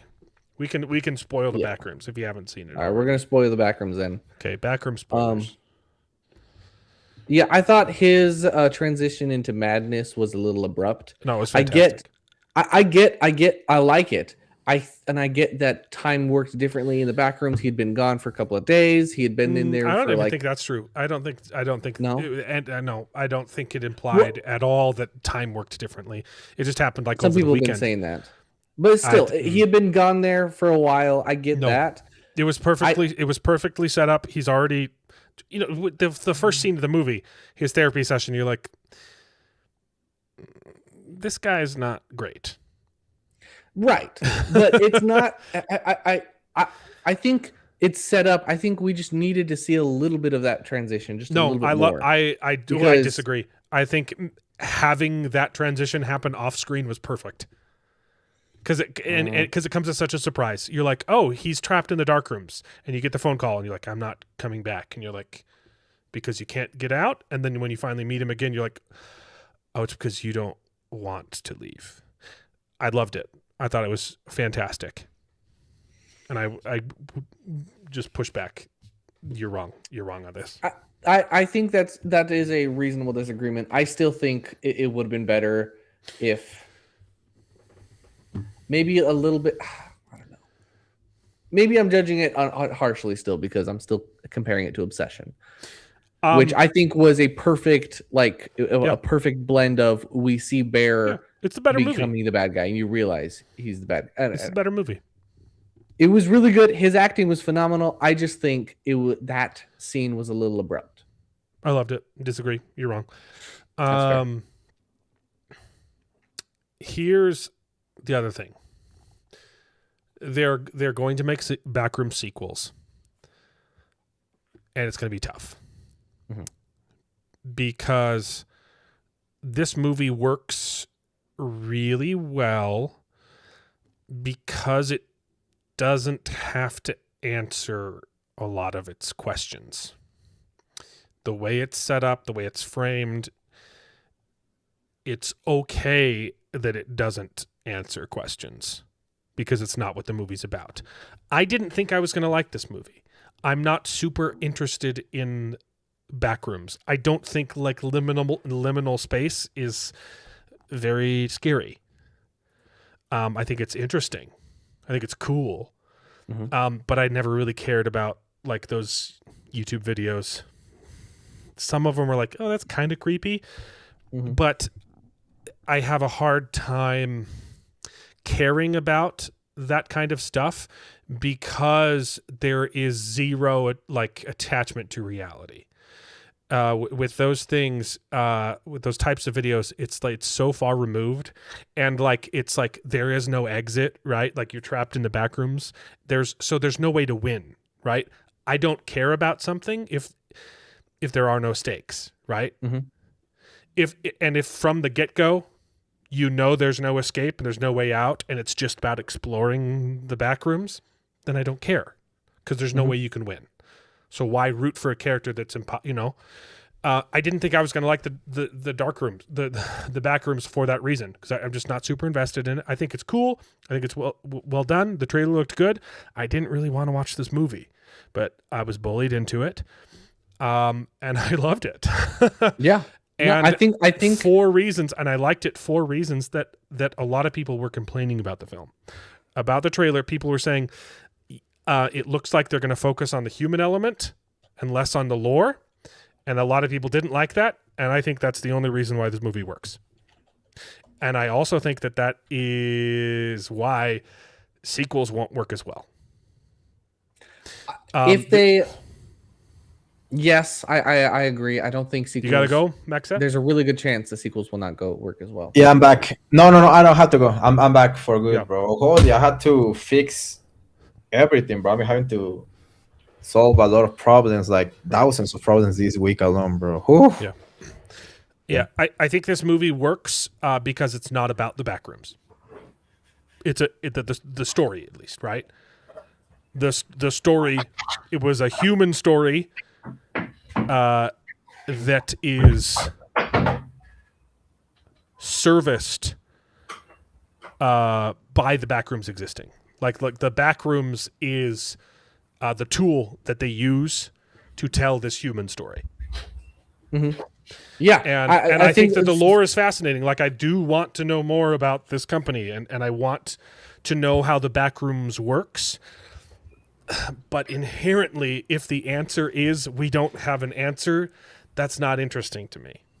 So it's going to be really, really hard. It's going to be really, really hard for future sequels to maintain that. To like, hey, let's also scratch that itch. Let's give fan service and let's give a bunch of lore, but you got to make sure that the story is human too, and that's going to be really hard to juggle. Mm-hmm. I'm not saying it's impossible. I'm going to say it's hard, and I was shocked at how well this movie did it.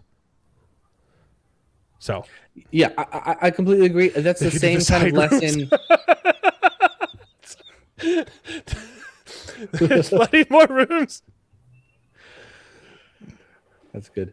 It's the same kind of lesson that the Mark Duplass. Hold on, is that not Office Space guy? Also, how is that a racism? How is that not Office Space guy? I did white racism. Ron Livingston was in Office Space. What? They do look similar. That's the same man. It's not the same man. Fucking my life. Oh my gosh. It's the #1 internet search result when I type in Ron Livingston versus Mark Duplass, just comes up. That's the same human. Shut up. They look the same? This is the same freaking human being. I'm sorry. You can't. There's a lot of actors like that. Doppelgangers and all that. That's not the same person? No. Go to hell. The only thing is the nose, literally. The bridge. The nose is, the angle's different, so maybe, Yeah, but they have I see this very, very huge similarity. It looks like just sharp. His nose is more wide. It's wider. Yeah, the other guy is just sharp. I feel like all three of those people look very. Those women look very different from each other. Yeah. They have similar faces, but you can tell them apart. This is the same person. I can tell Katy Perry because she has the titties. So.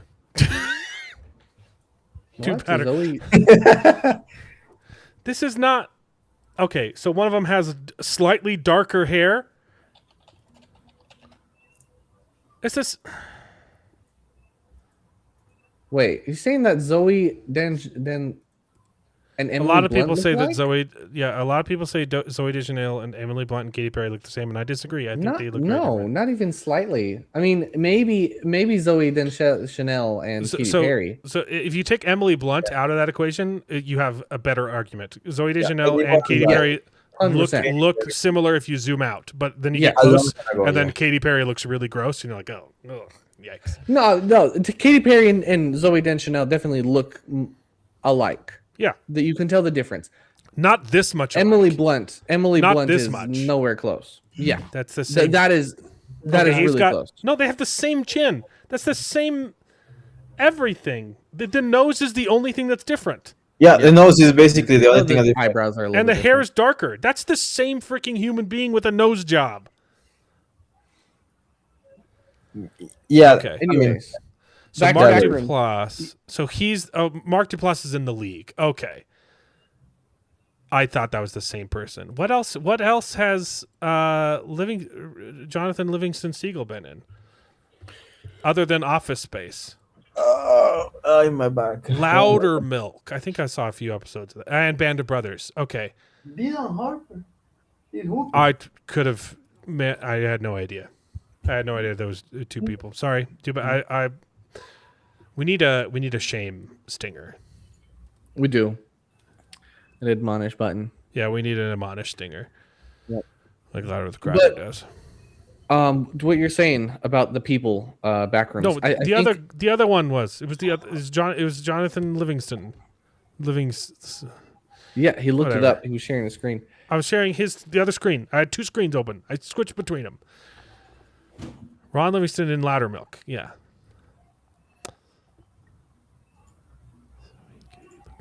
One has much bigger chesticles. Yeah, there you go. Okay, point of the story is Yeah, Backrooms was really good. it was really good. No, what you were saying about the people telling the stories, I completely agree. That's the kind of the same lesson I've learned from the Godzilla movies, is that when they focus on the people being affected by Godzilla, it's a much better movie, like -1 or the New York one. But I think I kind of compare Black Backrooms to Iron Lung in a way, because it does a lot of the same things. And the reason I love both of those movies is because it doesn't answer questions. Yeah.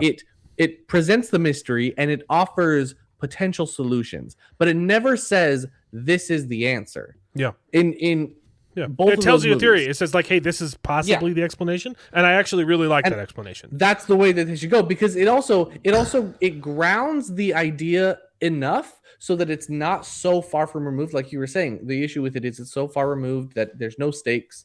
It grounds it enough A lot that of there people are stakes. Yeah. And it makes that interesting. It sparks debate. More people are talking like, oh, I believe this theory. Oh no, I believe that theory. Whatever. One of the biggest criticisms when people saw the trailer was like, "Oh, this movie sucks. It's gonna be terrible because they can just walk in and out of the back rooms at any time, and that defeats the purpose of the back rooms." And I couldn't disagree more. Obviously, maybe it's lore breaking. Okay, I don't care. That's the only reason the movie works. I was going to say the same thing. Now a sequel. What you could do if you wanted to tell a really good way to do the sequel is, you get people on this science team. They go in and start exploring, and then the door disappears behind them, and they have to find a new exit. That could be a really good idea for right. Them. I think it would have been scrambling to find another way out. Yeah. Right. So it's because the door remaining there always is a little too convenient for me. But I thought the same thing as well. Like, but I would have technically it's hated this movie if like he goes into the back rooms and he's trapped, because like you have to have a victory available. The good people don't always have to win, but it has to be. You have to an have option. at least the illusion of hope. Yeah. You have to at least have the illusion of hope. So Justin, $2. Glad I could derail the show for a few minutes. Nice. Yeah. Yeah. So No, I'm glad. That's the kind of thing with Iron Lung as well. Like, from the Thanks for the super beginning, chat. spoilers for Iron Lung, he is 100% dead. There's absolutely no way that he survives from the beginning of the movie, but there's always the illusion of hope. Yeah. And that is a very important thing. Even if it's technically impossible, you at least have to have the idea or something, some sort of goal. If it's just survive and explore, it's not as interesting. And I completely agree with you. It might be lore breaking, but it makes for a better story. I also do like there's a lot of parallels too between Eldritch cosmic horror and Backrooms. It's basically kind of the same thing. It's this unexplainable thing that drives you mad, when you experience it. And I think I was shocked at how much I liked this movie, because I was fairly positive I would be completely uninvested, and it worked really well. And that is also hard to do in general with cosmic horror. It's hard to keep it grounded. And it worked. So pretty good job. And I like I liked the monster. I thought that was pretty well done. I think a lot of people disliked it because there's a lot of debate on the accuracy. There's a lot of debate on whether or not they showed too much of it, but I thought it was really well done.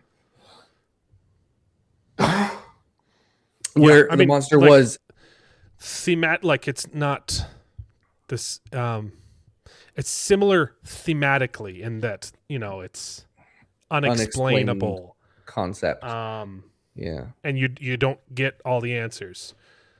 But the paint job is very different. If that makes sense. It really is very comparable to Iron Lung, because it is another. Iron Lung is another. It's like Eldritch if horror. Office Space was an Eldritch horror story. However that would work. That's what Backrooms is.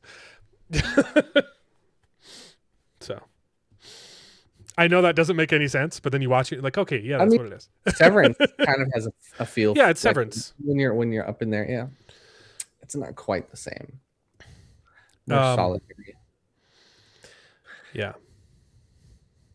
Yeah, no, I liked it, and I think they answered just enough. Well, they didn't answer. I think they gave you enough solutions to kind of come up with your own brain logic or whatever, brain canon, and I thought it was really well done. And I liked it also. It doesn't tell you what happens at the end. Like it doesn't really show you what happens to her. I really liked the ending. Mm-hmm. The ending was good, especially. Yeah. The shot with her, kind of her double, I don't know what you call him. I forget. It was really cool. Yep. It's kind of goofy too. There's a little bit of like when him, carving out chunks of flesh from the thingies. I know there's an official name for them. I don't know the background. I forgot what it is. The other guy, the rememberers, the member berries. That was kind of fun, kind of goofy, and the big monster is a little bit goofy looking too, but in a terrifying way. It was a really, really cool monster. So yeah, I thought it was really good. I liked that it was slow too, but it was like this impending, imminent thing that just wouldn't stop, and it was slow, but it was inevitable, Was it slow? It was kind of slow. It wasn't like... Yeah. It wasn't super slow. But it was a strong, large creature thing. Yeah. Yeah. And it gave an implied origin from it. It's a copy of the black guy, the main character. Yeah. But it's also still a bit of mystery. Like, oh, the other copies weren't violent, so why was this one so violent? Also, I loved scalping the redhead thing and putting that was so good. I loved it. That was really good. My only thing was the switch was a little sudden, but I loved it. It was wrong. I did. Yeah, we're looking forward to Silo season 3. My wife is real excited about it. So. And it's adapting book 2, which is better. It's going to be interesting to see how they, because book 2 is a flashback book, and the main characters from Silo aren't in it. They're going to have to jump between it, because that's how TV shows work. But book 2 is phenomenal. So, I'm worried about some of the changes they made, but we'll see. Yep. Is that next week? No, that's in 2 weeks, right? We already talked about this. Backrooms is cool. I'm glad it made a bunch of money, and I would definitely watch sequels. Very surprised because I thought it was gonna be dumb. And again, like I love this beyond the movie itself. I love it for what it means for Hollywood, because this is Hollywood can the suck third it. the third YouTuber. If you take out Key and Peele, who've also made movies, this is the third YouTuber who have just made phenomenally successful movies in the box office. And it's just it's wonderful for Hollywood's future. I mean, it's wonderful for movies' future, not Hollywood itself. They're burning. Let's see. Trailers. I didn't see any of the trailers before Disclosure Day. I got there right when it was starting. But I saw most of the trailers. I saw all the trailers for Backrooms. I saw the trailer for Wild Horse 9. It looks fantastic. And the 5 seconds into the trailer, I immediately knew it was a Martin McDonough. I don't know how to say his name. McDonough? The Donner? Oh yeah, he's the guy that did In Bruges, 7 Psychopaths. I immediately knew it was him. It looks really good. And then I got a bunch of gay stuff. I got this.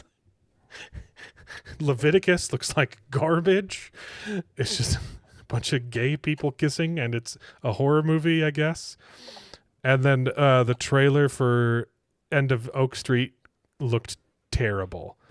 I think I'd seen a teaser for that earlier, and I was like, oh, this is interesting.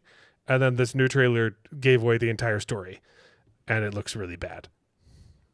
I don't know if I've seen the End of Oak Street or heard anything about that. Yeah, I could spoil End of this, Oak but Street. it's a No, I remember watching the trailer for Leviticus, and that was awful. it's terrible.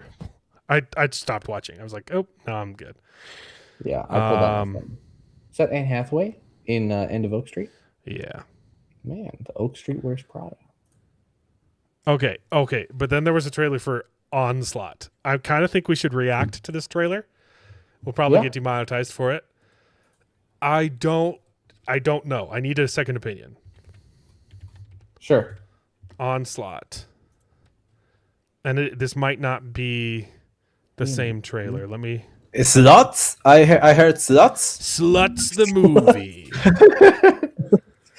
It's called More Sluts. 1 slut, 2 slut, green slut, blue slut. Onslaught. Okay, this is the trailer. It's got the line in it. Okay, I had to make sure it had the... Because, the multiple trailers. I need a second opinion on this. I don't know if this is tongue-in-cheek or if this is just like ultimate woke girl boss. What movie is this again? It's called... Hold up. Share screen, but with sound. It's called Onslaught. It's made by the guy that did... You're Next? Is that what it... It'll say in the... It'll say. Okay. Okay, are we watching just the clip then, or the whole trailer? We're not going to watch the whole trailer, but I'll skip to the clip, okay? So it's like... Sound working? Yeah, it's working. How long has it been here, Celeste? But we need you need some context, right? So I can't just show you the clip, right? Sure. So You need to get over your shit, soldier. So she's an ex-soldier. Okay. I like it here. Probably got PTSD. It's safe. It's safe. I don't want to be a soldier anymore, but I'm still I so don't good know. at my job. Okay, she's so good at her job. She's got a kid now. Already, the way that she spoke already is irking me the wrong way. I don't know. Maybe that's prejudice. She's got a kid now. She's an ex-soldier. She's the best of the best, right? But it's safe. Okay, she's got PTSD. She's too old for that. She's got family now. You see me? Yeah. Where's the dad? Who knows? You're up, Mom. No. It's a burrito. Eat a burrito with your hands. Like this. I'm sorry. That's such a weird. Look, I think it's tongue in cheek. Yeah, I think that's definitely tongue in cheek. but it's. No, el burrito. You had to eat it with your manos, with your hands. You know. I think it was the delivery. I think that's a good line. The delivery. Yeah, Why does it look yellow?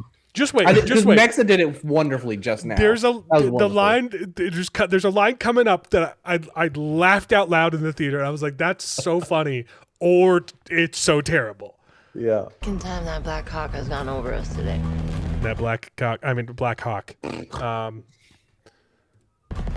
They're up to something in the desert north of here. Oh, they're coming back. Oh, the white woman Okay. is the evil one. Okay, so she's gonna have to, come back into action. Okay, we don't need the whole trailer, but you gotta watch Populous. scene. This line. Oh, that's Alex Pereira. It's what? Alex Pereira. That's Alex Pereira. He's the UFC light heavyweight champion. Oh, of yeah, the okay. world. Yeah. So it's the director of You're Next, and something to do with Godzilla and King Kong. that was brought up this September. Okay, this is it. You're next. Okay. Don't be afraid. I don't think. What I've seen the? You're Next. Is that Targaryen? I don't know. Watch this. This is great. This is so good. Your government. Where are you going? Go to your room, get under the bed. Mama needs to get her guns.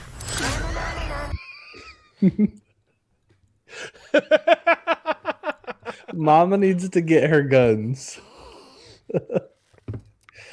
Yeah.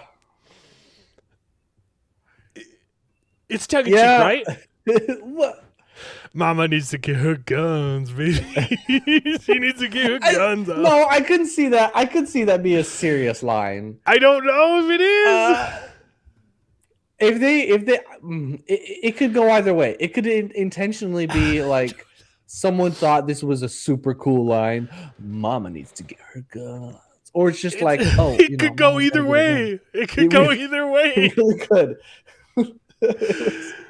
Let's see. Yeah. Yeah, Steve Zahn is gonna be real good in Silo. Onslaught looks like a black version of Die Hard. Who's black in this movie? It's Mexicans. Yeah.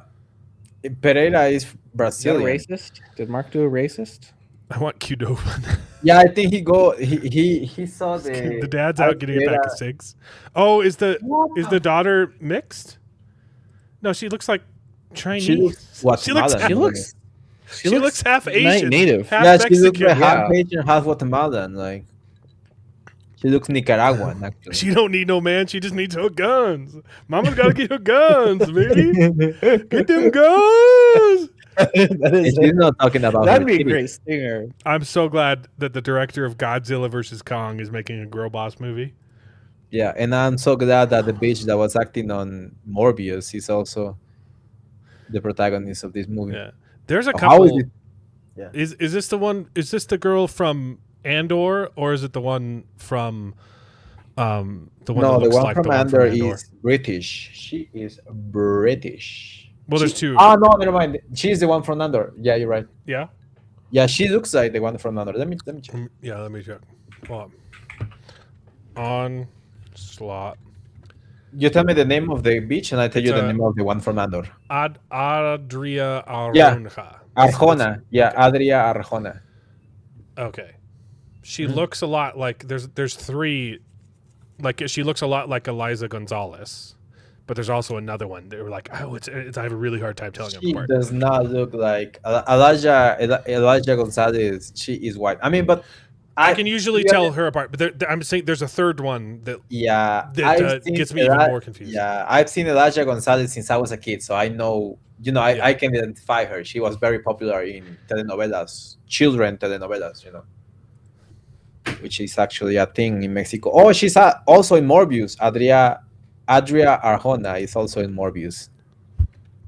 Let's see. What And- a roster. okay, Eliza Gonzalez was the one who was in Gentlemanly Warfare. So Yeah, on King maybe it was just Kong them. and versus, yeah. Anyway, I gotta watch this line again. Where are you going? Go to your room, get under the bed. Mama needs to get her guns. I Why love would it. you tell your Always- daughter that, though? She has to stop a killing machine. I think you should make that into a stinger. Oh, there That'd was be a another great line at stinger. the end, huh? Hold on. Why? I'm just gonna say a lot of bad words, okay? I actually like this one. Yeah, that's a good one. Cover your ears. Why? I'm just gonna say a lot of bad words, okay? I like that one. That one's fun. That's a good line. That is a good line. It's like a Yeah, you see grindhouse. Alex Pereira? You see Alex Pereira's name there? Yeah. Yeah. I haven't seen Morbius. A hot take. I haven't seen a single one. I haven't seen a single Sony Spider-Man villain spin-off movie. Venom, no? You I didn't haven't watch seen- I haven't Madam seen- Web? Oh, I thought you watched Madam Web. okay. That's not a villain though. I have seen Madam Web. I guess Oh. that count. But I haven't. mean, I haven't seen. Venom was all right. I haven't seen It was a an- single Venom movie. I haven't seen Morbius, and I haven't seen the Craven the Hunter. Is that all of them? No, I feel like there's one more. All of them is there. Raven the Hunter, Morbius, Venom. Those were the villains, and then there was Madam Web. Yeah, I think that's Look, all of them. No, All of those. We are all entitled. yeah, to... Morbius was awful. If Craven Mark was bad, Clark but can like Morbius, I'm allowed to like the Rippaverse and Disclosure Day. Okay. Mark. I think maybe Morbius. Do you like it, Mark? Do you like it because he was like a fun bad movie, or why do you like it? Morbid time. Because the first, let me tell you this. Just watch the first 50 minutes of Morbius. Is the best comedy ever you're gonna see. The first 15 minutes don't make any sense. Literally. Mama needs to get her guns. Yeah, but holy Mama, don't mo- take your guns to town. That's good. Now that's Yeah, no, That'd be I better. liked Venom. It's not a perfect movie, but I thought it was fun. Venom. There's three of them. Actually, I liked Venom 2 as well, especially the villain. The villain was good. He wasn't perfect either. Venom 1 and 2 were 3 was bad. 3 was awful. Yeah. I didn't even know there was a 3 actually. I thought there was There just was. 2. Never mind. There No, I'm was. gonna watch it. I thought that the second one was the third one because that was very bad too. Damn. No, I liked 2. It wasn't perfect. There was a lot of issues, but I need to eat something, but I don't want to cook. oh, anyways, That's such a funny line, though. Yeah, it is. Mom Get has your to tatas. Mom is gonna get her tatas out. I might work. Aronjas. That might work. No, she looks like a lesbian. So. She has the titties of a man. She does. Anyways, So, so I'm excited for that. Then Alan Slott. I'll try and I'm gonna try and watch He-Man next week. Nothing else comes out. No. Yeah. I just watched the trailer. It doesn't look that bad. Yeah, I gotta think say, He-Man looks doesn't pretty look good. Yeah. Shad Brooks liked it. He did like it. A lot of other people on FNT didn't. So, No, he liked. He also liked Twilight. So I like Twilight. It's very funny. Watch the first one again. Like look at the we're So talking bad, about the dude. books. look at the camera, slow motion, and the Yeah. it's so good. The movies are something else. They're funny. They're really funny. They're funny. Yeah, they're funny. Do you remember James used to be obsessed with them? Yeah. The first one was really funny. I'm telling you.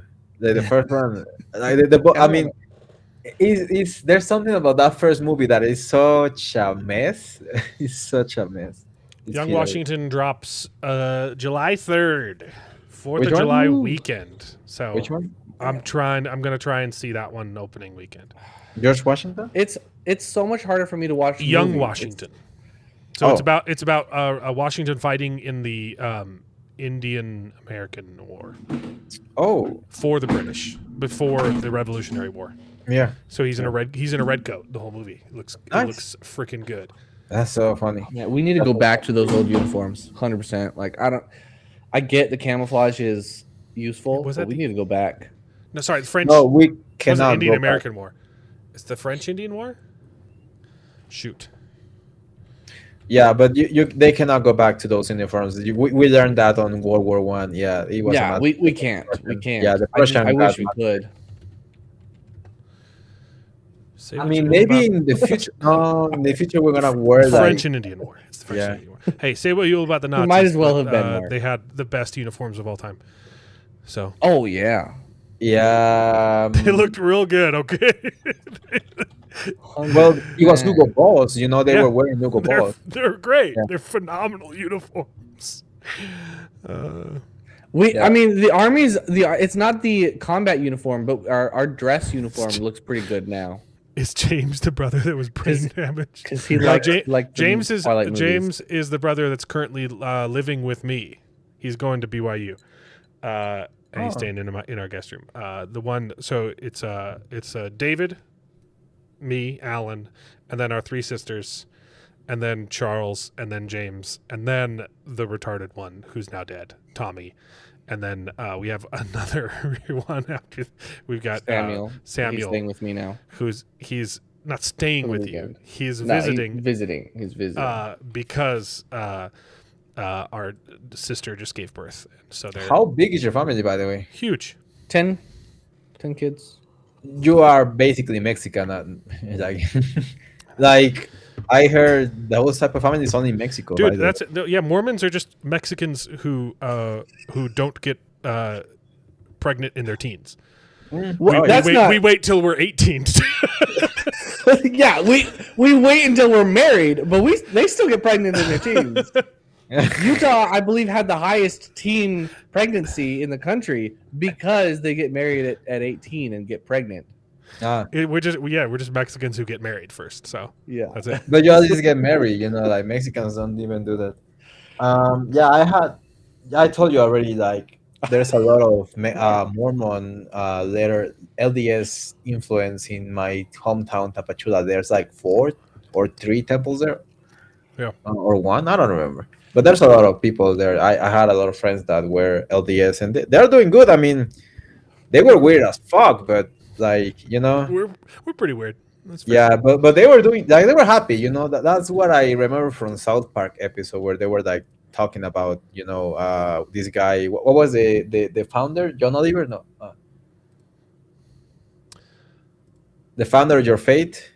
Sorry that I call him John Oliver. Not gonna lie. Joseph Smith. Joseph Smith. Yeah, sorry. I was thinking like he has, you know, like a white man name. What is wrong with you? It doesn't look good. It looks so good, bro. Like, I'm not even saying those kind of jokes. Look, it's true. Okay, look, I'm not afraid to say smoking looks freaking cool. It's stupid. Don't do it, but it looks awesome. It makes you look really cool. Okay, and these are some amazing uniforms. Terrible, horrible people on the record. They did some horrible stuff. A lot of them just are for the burn in record, hell. Hitler bad. Yeah. Okay. But he looked cool while doing it. Anyways, I remember that I was comparing. If you're gonna be bad, look good while you do it.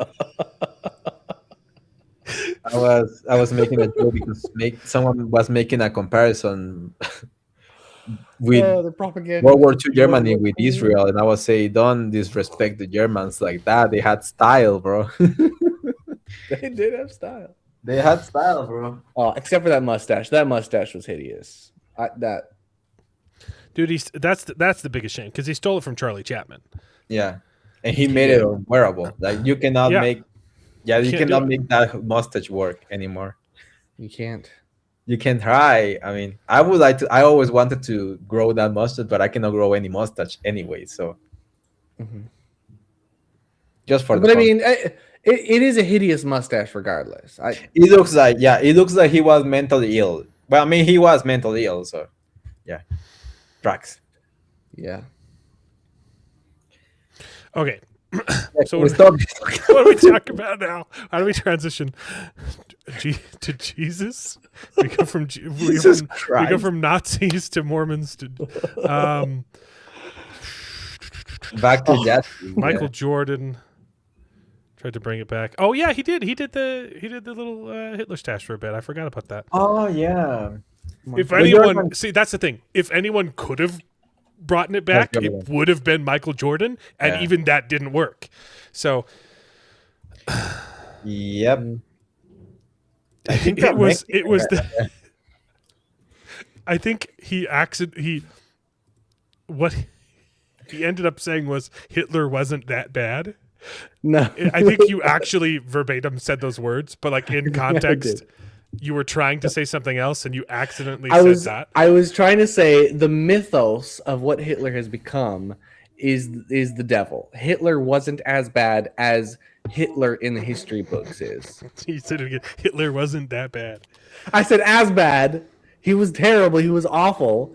But like there were plenty there of are people far much more worse people. Yeah, there there are far were. more worse people than Hitler. In the mythos, the mythos of Hitler, he's become mythology the worst is person on earth. Yeah, but exactly. That was my point. There were much worse than him, but Hitler has become the worst of the worst. Yeah, but maybe you should say, hey, there are some people who are way worse than Hitler, instead of saying Hitler wasn't that bad. I didn't. I said as bad. Big difference. And then it compounded. I said, what would Hitler do at some point? WHD. Okay. Point of the story is I liked Backrooms. I liked Disclosure Day. Is Spider Noir still good? I've only watched the first 3 episodes. You watched 2 more than me? I'm just really disappointed in it because it's been disappointing. It's good. It's all right. I think the plot is kind of being a little silly and dumb. But my biggest issue is that it's far too much basic generic noir and way too little Spider. What? It is way too little. Because you watched Into the Spider-Verse. Spider-Man was cool. He was awesome. He was doing flips. He was Spider-Man, but noir and cool. And then you do this, and it's a retired Spider-Man who doesn't want to do his job. He doesn't want to be Spider-Man. Yeah. He is given many opportunities to save people, and he's like, "Oh, I'm just gonna run away." Like, do we want spoilers? I mean, I haven't watched it, but I'm too. My brain is so fried that nothing comes inside. So don't worry, you can talk about talk a little because the bad guy, the mob boss, anyway, Kingpin, Noir Kingpin, the guy in Bruges, right? Yeah, right. Did I get it? Is there another Office Space thing? Is there another guy that looks just like him? Is he? No, I don't know. Let me go check. Anyways, he's fighting with the mayor. You know, he's gonna do a war with the mayor, I guess, and he's getting the supers on his side for some reason. Oh, is he? Oh, he is. Anyways, he's a great actor, but my point is he's causing ruckus, and Spider-Man is just like, let's run away. He talks to the girl. He fell in love with her for some reason, and he's just like, hey, let's just skip out of town, go somewhere else. And like, what? That's not Spider-Man, and that's not something I want to watch. It's not interesting. He doesn't. Yeah. See, that was my. It's not what I wanted. I've only seen the first 3 episodes. I need to catch up. I really liked it, but it wasn't enough noir or enough Spider-Man. It needed to do one or the other, and it was trying to balance in the middle. And I felt like it needed more noir or more Spider-Man. I think it could do both. It can easily do both. It doesn't need to be an either or. It's not a trade-off. You can easily go both ways. I want a Spider Noir at his prime when he's doing Spider-Man stuff, being Spider-Man, and using his Spider-Man stuff to be a private investigator noir. It's so easy. I think they had an issue because the actor, great actor, but he's old. And he's not as capable as he might have been when he did, other movies. And I think that's kind of what is limiting them because he's old. Yeah. And I just wish I think this would have been a phenomenal animated movie with him at his prime or something like that, or a different actor. Yeah. I think there can also be charm to old guy trying to keep up in a fight scene though. If it's done well. I think it can be done well. Yeah, the few fight scenes that were in the first 3 episodes, I thought were fine. But the fight scene with him, they had a fight scene with him and Noir Electro, which I thought was lacking. I didn't think it was good. Although this is a super cool photo, by the way. I hope it's a good photo. But that's pretty awesome. It is. Yeah, no, they haven't had many fights. It's really just a lot of noir politics. Yeah. And for some reason there's a romance. I don't feel like there's a lot of chemistry. It's all right, a little forced. But there's one fight and it's pretty lame. Well, I got to keep watching. Elliot likes it a lot, so. It's not terrible. Just disappointing in my opinion. And yeah, the retired, old guy keeping up, that can be good. I was hoping for a Spider Noir in his prime. So that is a little bit of bias on my part because I was hoping for something different. Yeah, he was definitely more agile in animated form. But for sure. Spider Noir. It's watchable. Yeah. I liked it. I haven't finished it though. And it is watchable. Some people complain the second half is less good, so we will have to see. What else? I'm so scatterbrained. Clarkson's Farm has been so great. I've only three episodes deep, but I'm loving it so much. Yeah, I forget because they're long episodes. I think I maybe started episode 4. But I didn't finish it. It's just the episode I stopped on. I finished episode 2. It was just him and oh shoot, what's the guy? Who's the second supporting? Hold on. Oh, the kid. Yeah, who's the kid's name? Crap, I'm forgetting it too. Clarkson's Farm. My mind's blank. Caleb. There you go. The episode I stopped on was just like him and Caleb doing a road trip, and Caleb finally leaving Europe, England, whatever. And it's just them like talking in a car like the whole episode, and it was great. It was great. That was pretty good. No, okay. So far, the funniest comment: the poor girl at the pub. That was awful. That was awful. Terrible. Someone told her she looked like Caleb post transition. That was awful. I felt really bad for her as well because not only they do have like a similar facial structure, but like that was such a mean thing to say. Terrible. And then he puts it on air. He puts it on the TV, the show. Well, he did. I think he did it a good job. Like he's like, hey, don't be mean to like he put it out there on purpose to show like, hey, I'm famous, but these are just regular people, so please don't make their lives a living hell, right? Oh, like, my goodness. They're not used to they're not used to the public eye that I've forced on them. Okay, you don't have to be a dick. Man, it was pretty funny though. It was really funny. I hope she's a good sport because I like her. She's really nice, actually. She's shown up a couple times. She seems chill. I like that we got a brief cameo of Harriet back. Is that Harriet? Did we? Yeah, she came back for the for like the Christmas episode. She was at the concert. Wait. So that's right. Oh, that's right. Yeah. Harriet Cohen. Yeah, the girl who subbed for Caleb last season. Gone. Yeah.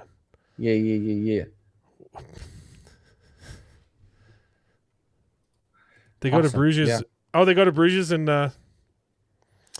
Clarkson's Farm. That's such a good movie, In Bruges, by the way.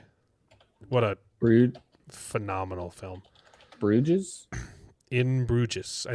I'm probably saying it wrong, but it's Colin Farrell. Colin Farrell, not Colin Firth. Yep, Colin Farrell. And Brendan Gleeson. They're so good. We were just talking about Brendan Gleeson. Yeah. Spider Noir. Yeah. I've never seen it in Bruges. Anyways. Yeah. Yeah, great. I love it. Like I said, as soon as I watched it, I became black-pilled. Like, UK has fallen. The first episode, is a little depressing. Man, that's terrible. Well, and the same week that it aired, a guy was almost beheaded there. So yeah, and I know he was in critical condition. Like, he survived. I thought he died. I don't remember. And then apparently he survived the attack, but I don't know if he's made it. I don't think he's gonna. But he didn't die from the initial encounter. That's freaking crazy. So he has survived the assault. He remains hospitalized in serious condition with severe injuries to his eye, face, neck, and back. Yeah, he got his eye stabbed out. Yeah. Freaking crazy that we've just given up on Law and Order, I guess. Stephen Ogilvy. Yeah, get off him, mate. Get off him. You can't do that. Get off him. All right. Well, we've pretty much talked about everything now. I'm reading through some of Bearded's comments on the Discord to see, because I don't know if he's going to show up. Let's see. Can I vent now? Yeah. Go ahead. Yeah, bro, it has been a crazy week. I told you already that I was gonna move. Yeah. I didn't have any idea of the reason why the owner didn't renew my lease for another year, and now I know why. It's because the motherfucker didn't pay off his loan, his mortgage loan or whatever it's called, and repossessed. Yeah, and the police came to repossess the building. My apartment. That was on Monday. I signed the new lease for the new place, God. And that happened on Tuesday. And they tell me, "Oh, you had 3 days or you are getting evicted by force. We are going to bring the police and evict you by force if you don't leave by Monday." And I was planning on leaving in 2 weeks, literally. Mm-hmm. And I was like, "Holy, thank God!" Literally, thank God. God has been guiding me, saving me, like. God has been having me under his arm during this entire process, because if it wasn't for him, I would be dead. So then this happened on, Tuesday, and they tell me I had to leave by, Friday, last day that I can leave. And then because they don't work on the weekends, I have until Monday to do it. And then they tell me, "Oh, I cannot have my internet service." So I had to go to a place to ask for an internet services. They barely were able to install it. I was so stressed out about everything. I had to solve every single situation, the gas, the electricity, the water by myself. I had to do everything. And then that happened on Tuesday. Wednesday, I go to turn on my car, and because it was raining, I didn't notice that the water leak into the TIPM system, and the entire freaking electricity system fried, completely gone, fried. Fuck me, bro. Like, what is going on? Am I unlucky? Am I like salado? Like, am I cursed by a brujeria? What is going on? And that happened, right? So I'm like, okay, I'm gonna get a tow truck. I'm gonna get my movers, and everything is gonna be fine. It's gonna be okay. Then yesterday, I went to clean out the place, and I forgot to leave the windows closed because it was raining. So it started raining, stopped raining. I went to check the new place. It was kind of, wet because of the rain, but dried it out. And I left home, and it started raining again, like crazy, pouring out of nowhere. And I was like, okay, I had to rush. I had to run home. So I put my impermeable, and I was in the corner, and a pack of dogs attacked me, bro. A fucking pack of dogs. I was running from, this place is a block from my old place. It's literally a block. Dogs in Mexico are nasty too. Like, they're feral beasts. It was a Rottweiler, bro. It was like a pack where the Rottweiler was the alpha, and I was like, they started rushing at me, and I swear to God, I was like a beast. Like, I was barking at the fucking dogs because I was tired, bro. I was like sick of it. Like, what is going on, And I just grabbed some rocks and started throwing at them, and they ran away. Thank God, literally. Thank God that nothing happened to me, because those dogs were feral. And then today I go and then I clean everything in the new house, and I order some gas services, because gas here in Mexico, they go and they recharge or they refill your gas tank.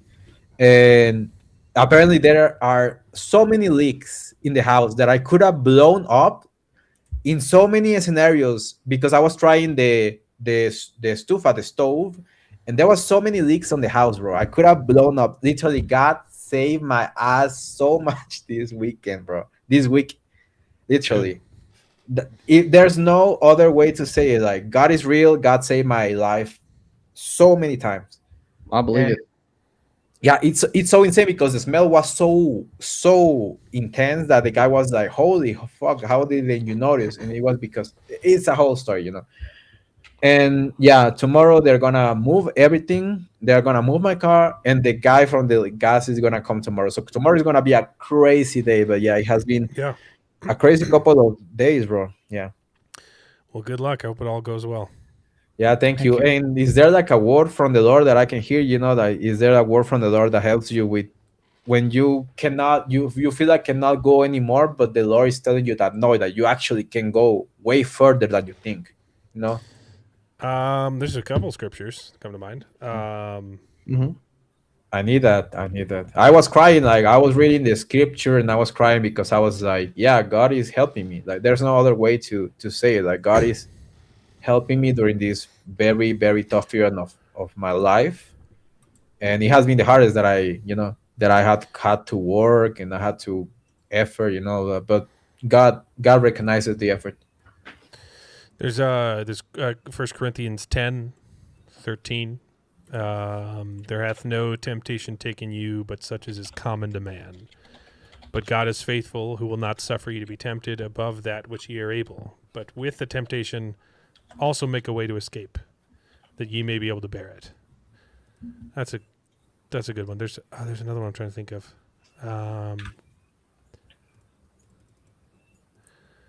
Yeah, I like the one that says, even if I walk through the shadow realm or something like that. Yeah. God is with me. I do not fear. It's David. Yeah. I shall fear no evil. Yeah.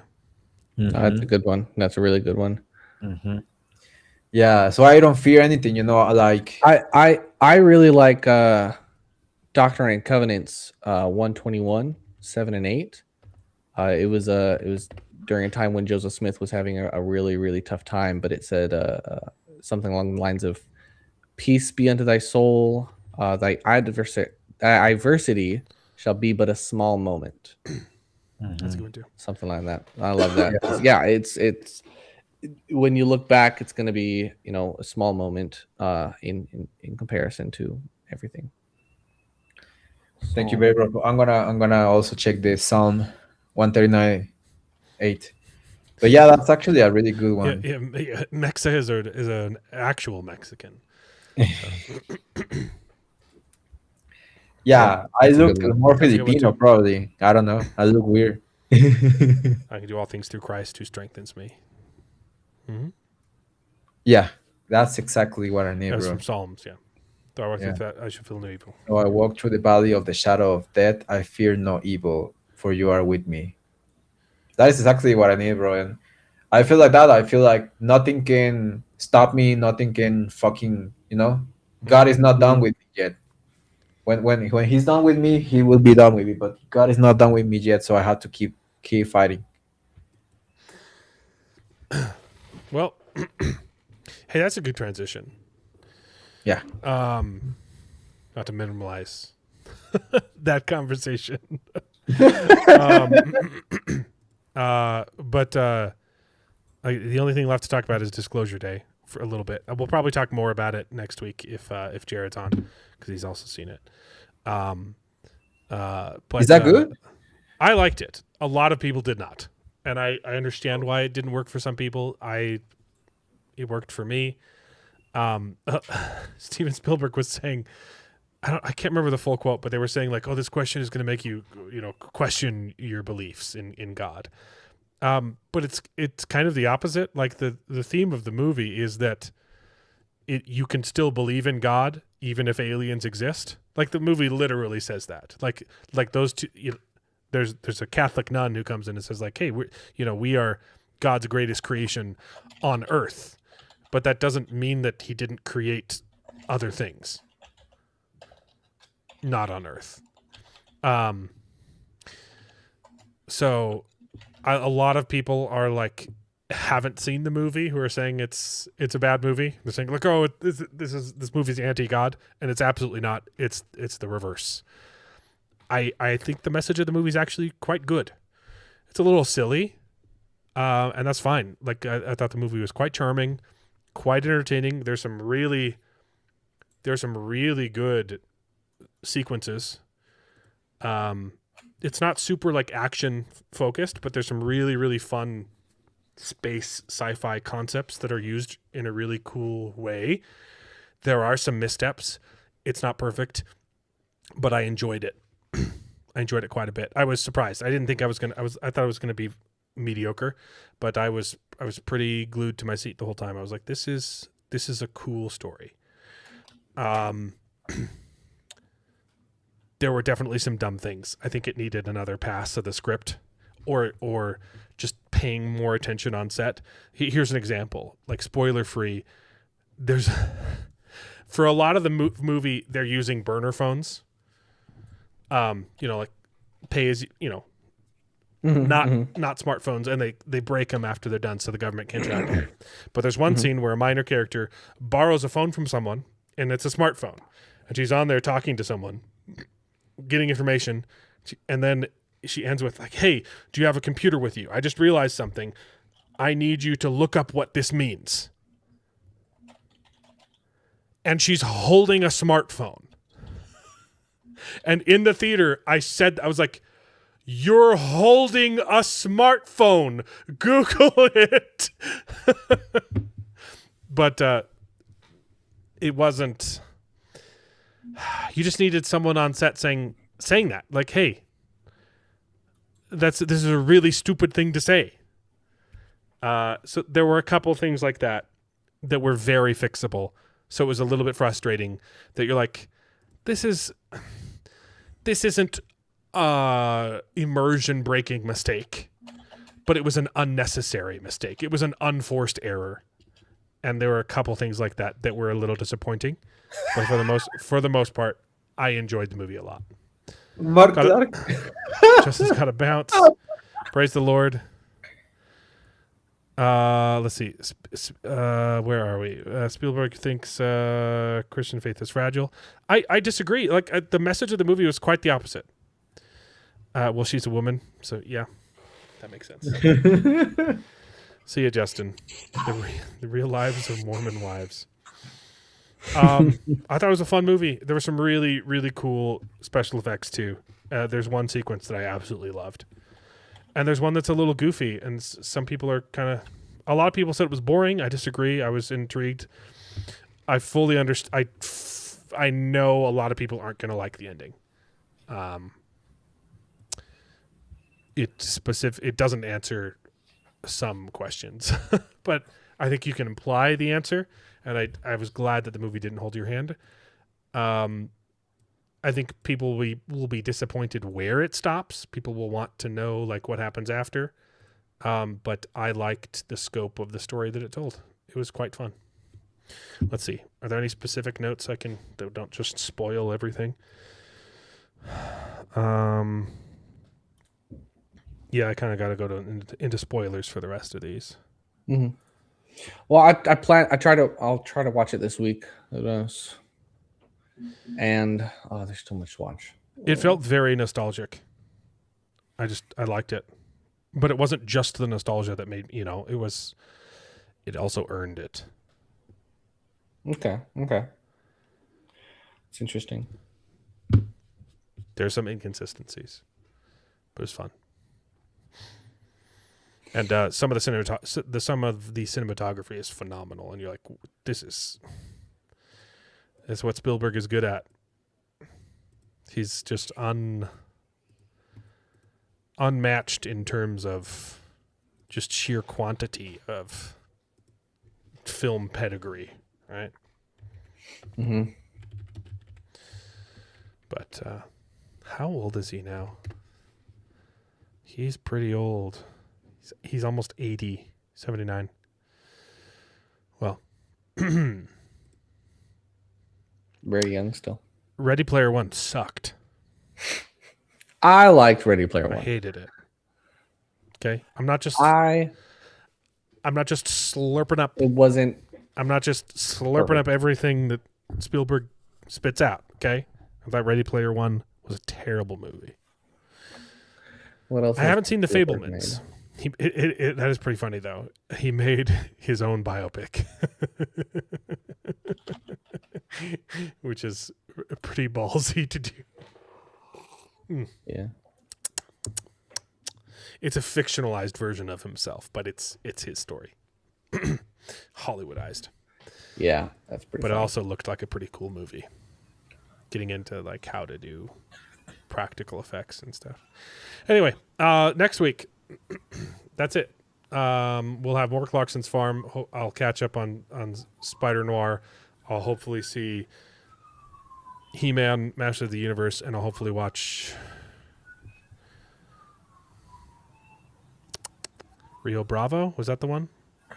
I gotta pull it up. Rio Bravo. Rio Bravo. I gotta pull it up on a tab so I don't forget.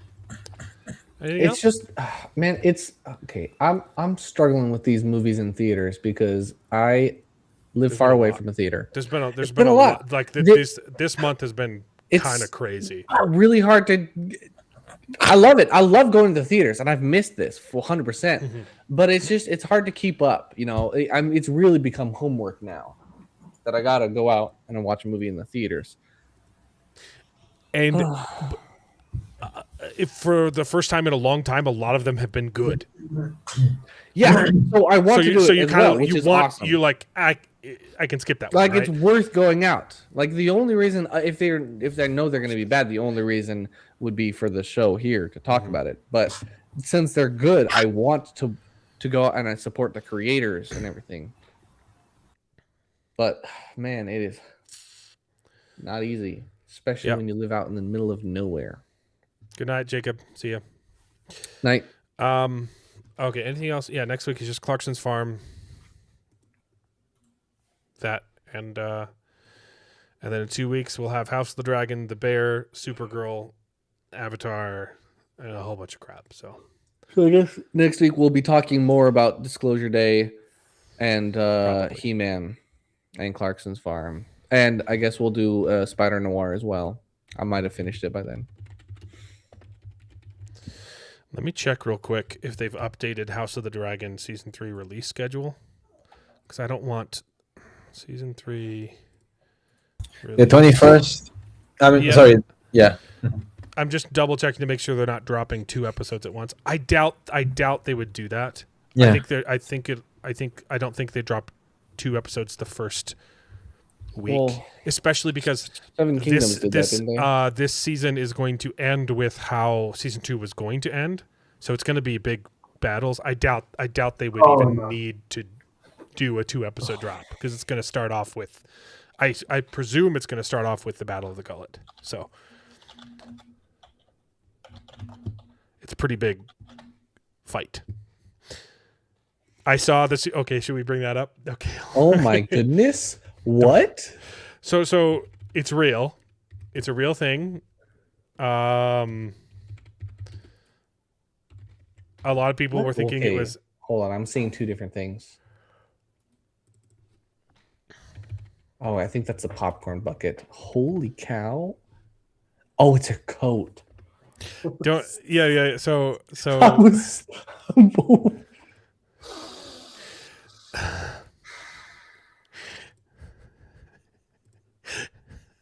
Just don't spoil it, okay? I gotta pull it up, but I also gotta give the context, okay? Yeah. Why is this Mexican? Don't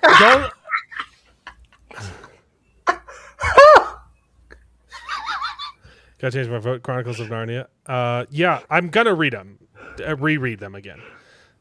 So don't. Okay. Hold on. I got that pulled up, but I need the context. Hold on. I know the context now. Whoa, man. So it's not just So this is a real company. I don't know if it's at all theaters, okay? But they're called gripper cups, okay? And they've made them for lots of movies. These are the gripper cups for the Masters of the Universe. You've got Skeletor, you've got He-Man's abs. It's a little weird. The gripper cups for Supergirl have been making some waves for reasons. And a lot of people thought they were fake, but it's real. They're very real. And this is the context. But this is what the Supergirl one looks like. So bad. That is a jacket. It's a trench coat. It's a trench coat. Yeah. That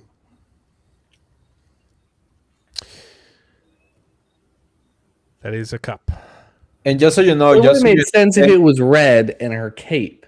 Just so you understand. Yeah. Yeah, why not go with the cape, huh? Yeah. Because that's the thing. Is this Supergirl isn't about her being Supergirl, it's about her being a drunk. Yeah. Lesbian feminist. Like that's the plot of the movie. It's not about her being. So it's anyways. The Knicks are champions. New York is about to fall. That's really bad. That's crazy. Wasn't that? New York is gonna die. I was gonna say I thought that game already happened, but I forget that baseball does like 7 different games. Yeah. It's right now. The Knicks is so the NBA. It's a trench coat. Yeah, it's a trench coat. It's the trench coat. Yeah, it looks like a foreskin. So it's a very unfortunate shape. Well, It's a good pun. So there's that. It said it's fake in that article. It's not. It's not fake though. Real? People were calling it fake. A lot of people think it's fake. It's real. Although, is that the cup or is that the popcorn bucket? No, it's the cup. It's a cup. It's the. It's been real. corroborated. There have been it's real. There have been multiple. It's not just this picture. There have been several different promotional. Other ones, yeah. There have been several different promotional things. So these are real. These are real.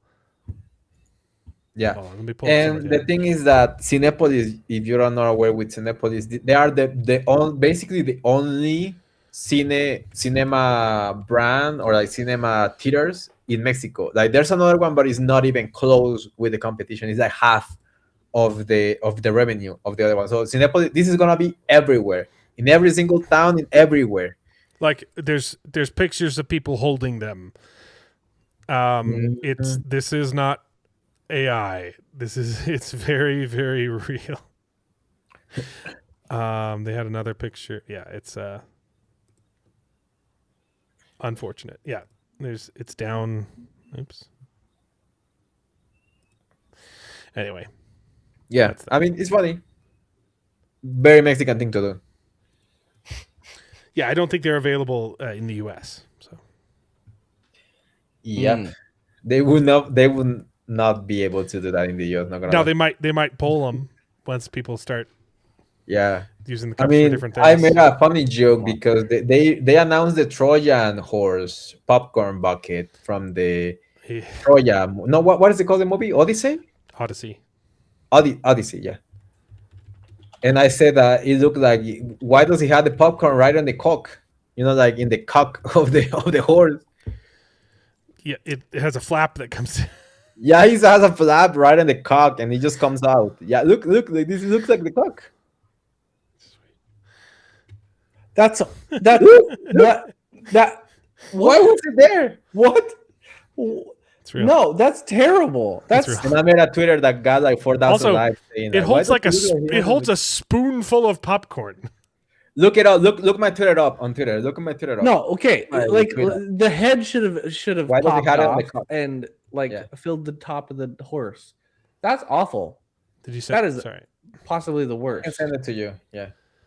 I can pull up your account. Oh, you keep changing your name though. Taco Noseball, yeah. There we go. Is this something you tweeted out? Yeah, it's a reply. Let me just Yeah, send it to you. Yeah. Oh, I'm tired.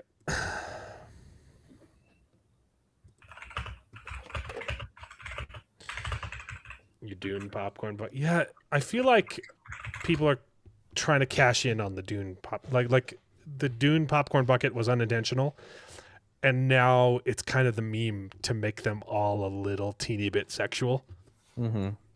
Because Deadpool definitely did it. Deadpool definitely leaned in hard. Did it in purpose. Right? Yeah, but it's got to be. It's got to be somewhat intentional at this point. Yeah, and I mean the Supergirl cup. It looks like a fleshlight. That's what you like. I mean, some crazy vatos out there maybe using it like a fleshlight. It's got space you could insert. You know. And there was a comment down there that said, "Honey, why did I'm not falling for that. That's how they tricked Troy. It's filled with popcorn, guys." Yeah. And there you was what's wrong, popcorn. Yeah. Oh, that's good. That's so good. So funny because, bro, this post, I was like, it was at like at 12 a.m. I know 3 p.m. But I was like, that needs more likes. I was not thinking, and this guy was like, "What's wrong with this? You didn't touch your cock porn." You've hardly touched your cock porn. That's so good. It's because it's a Trojan. Yeah, that was so good too. What a banger! This needs a retweet. So my funny. God. I love Twitter. It's so funny, bro. It's so funny. All right, man. Good luck on the move tomorrow. Hope everything. Yeah, goes thank well. you guys. Yeah, pray for me man. because prayer works somehow. Like I don't know how to explain it, but prayer works. So it does. Because God is real and He loves you. yeah, exactly. That is the good answer. Yeah, you're right. You are His son. Mm-hmm. So very much so. So thank you guys for listening to me. You know, I'm gonna see you next time from the new apartment. I mean, from the new house. I hope it's a good move.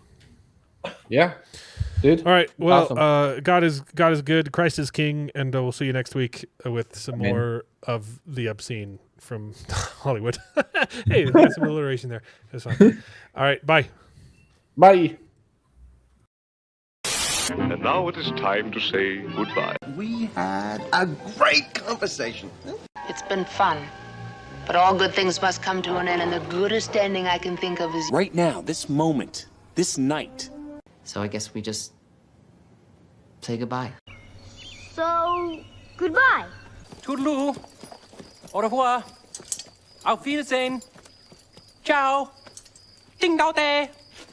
But come back next week for more outrageous bloopers. This is the end. Well, there's only one thing left to do. I'm gonna go home and sleep with my wife.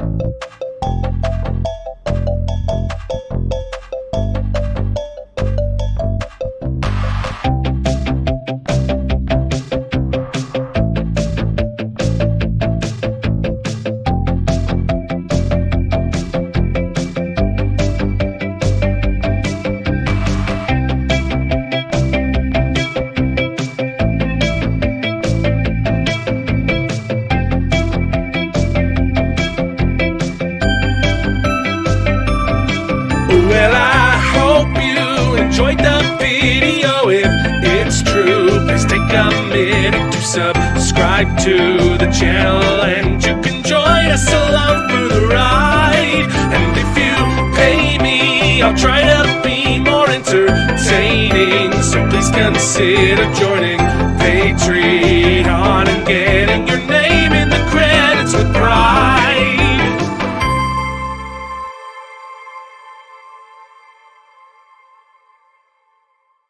I'd buy that for $1.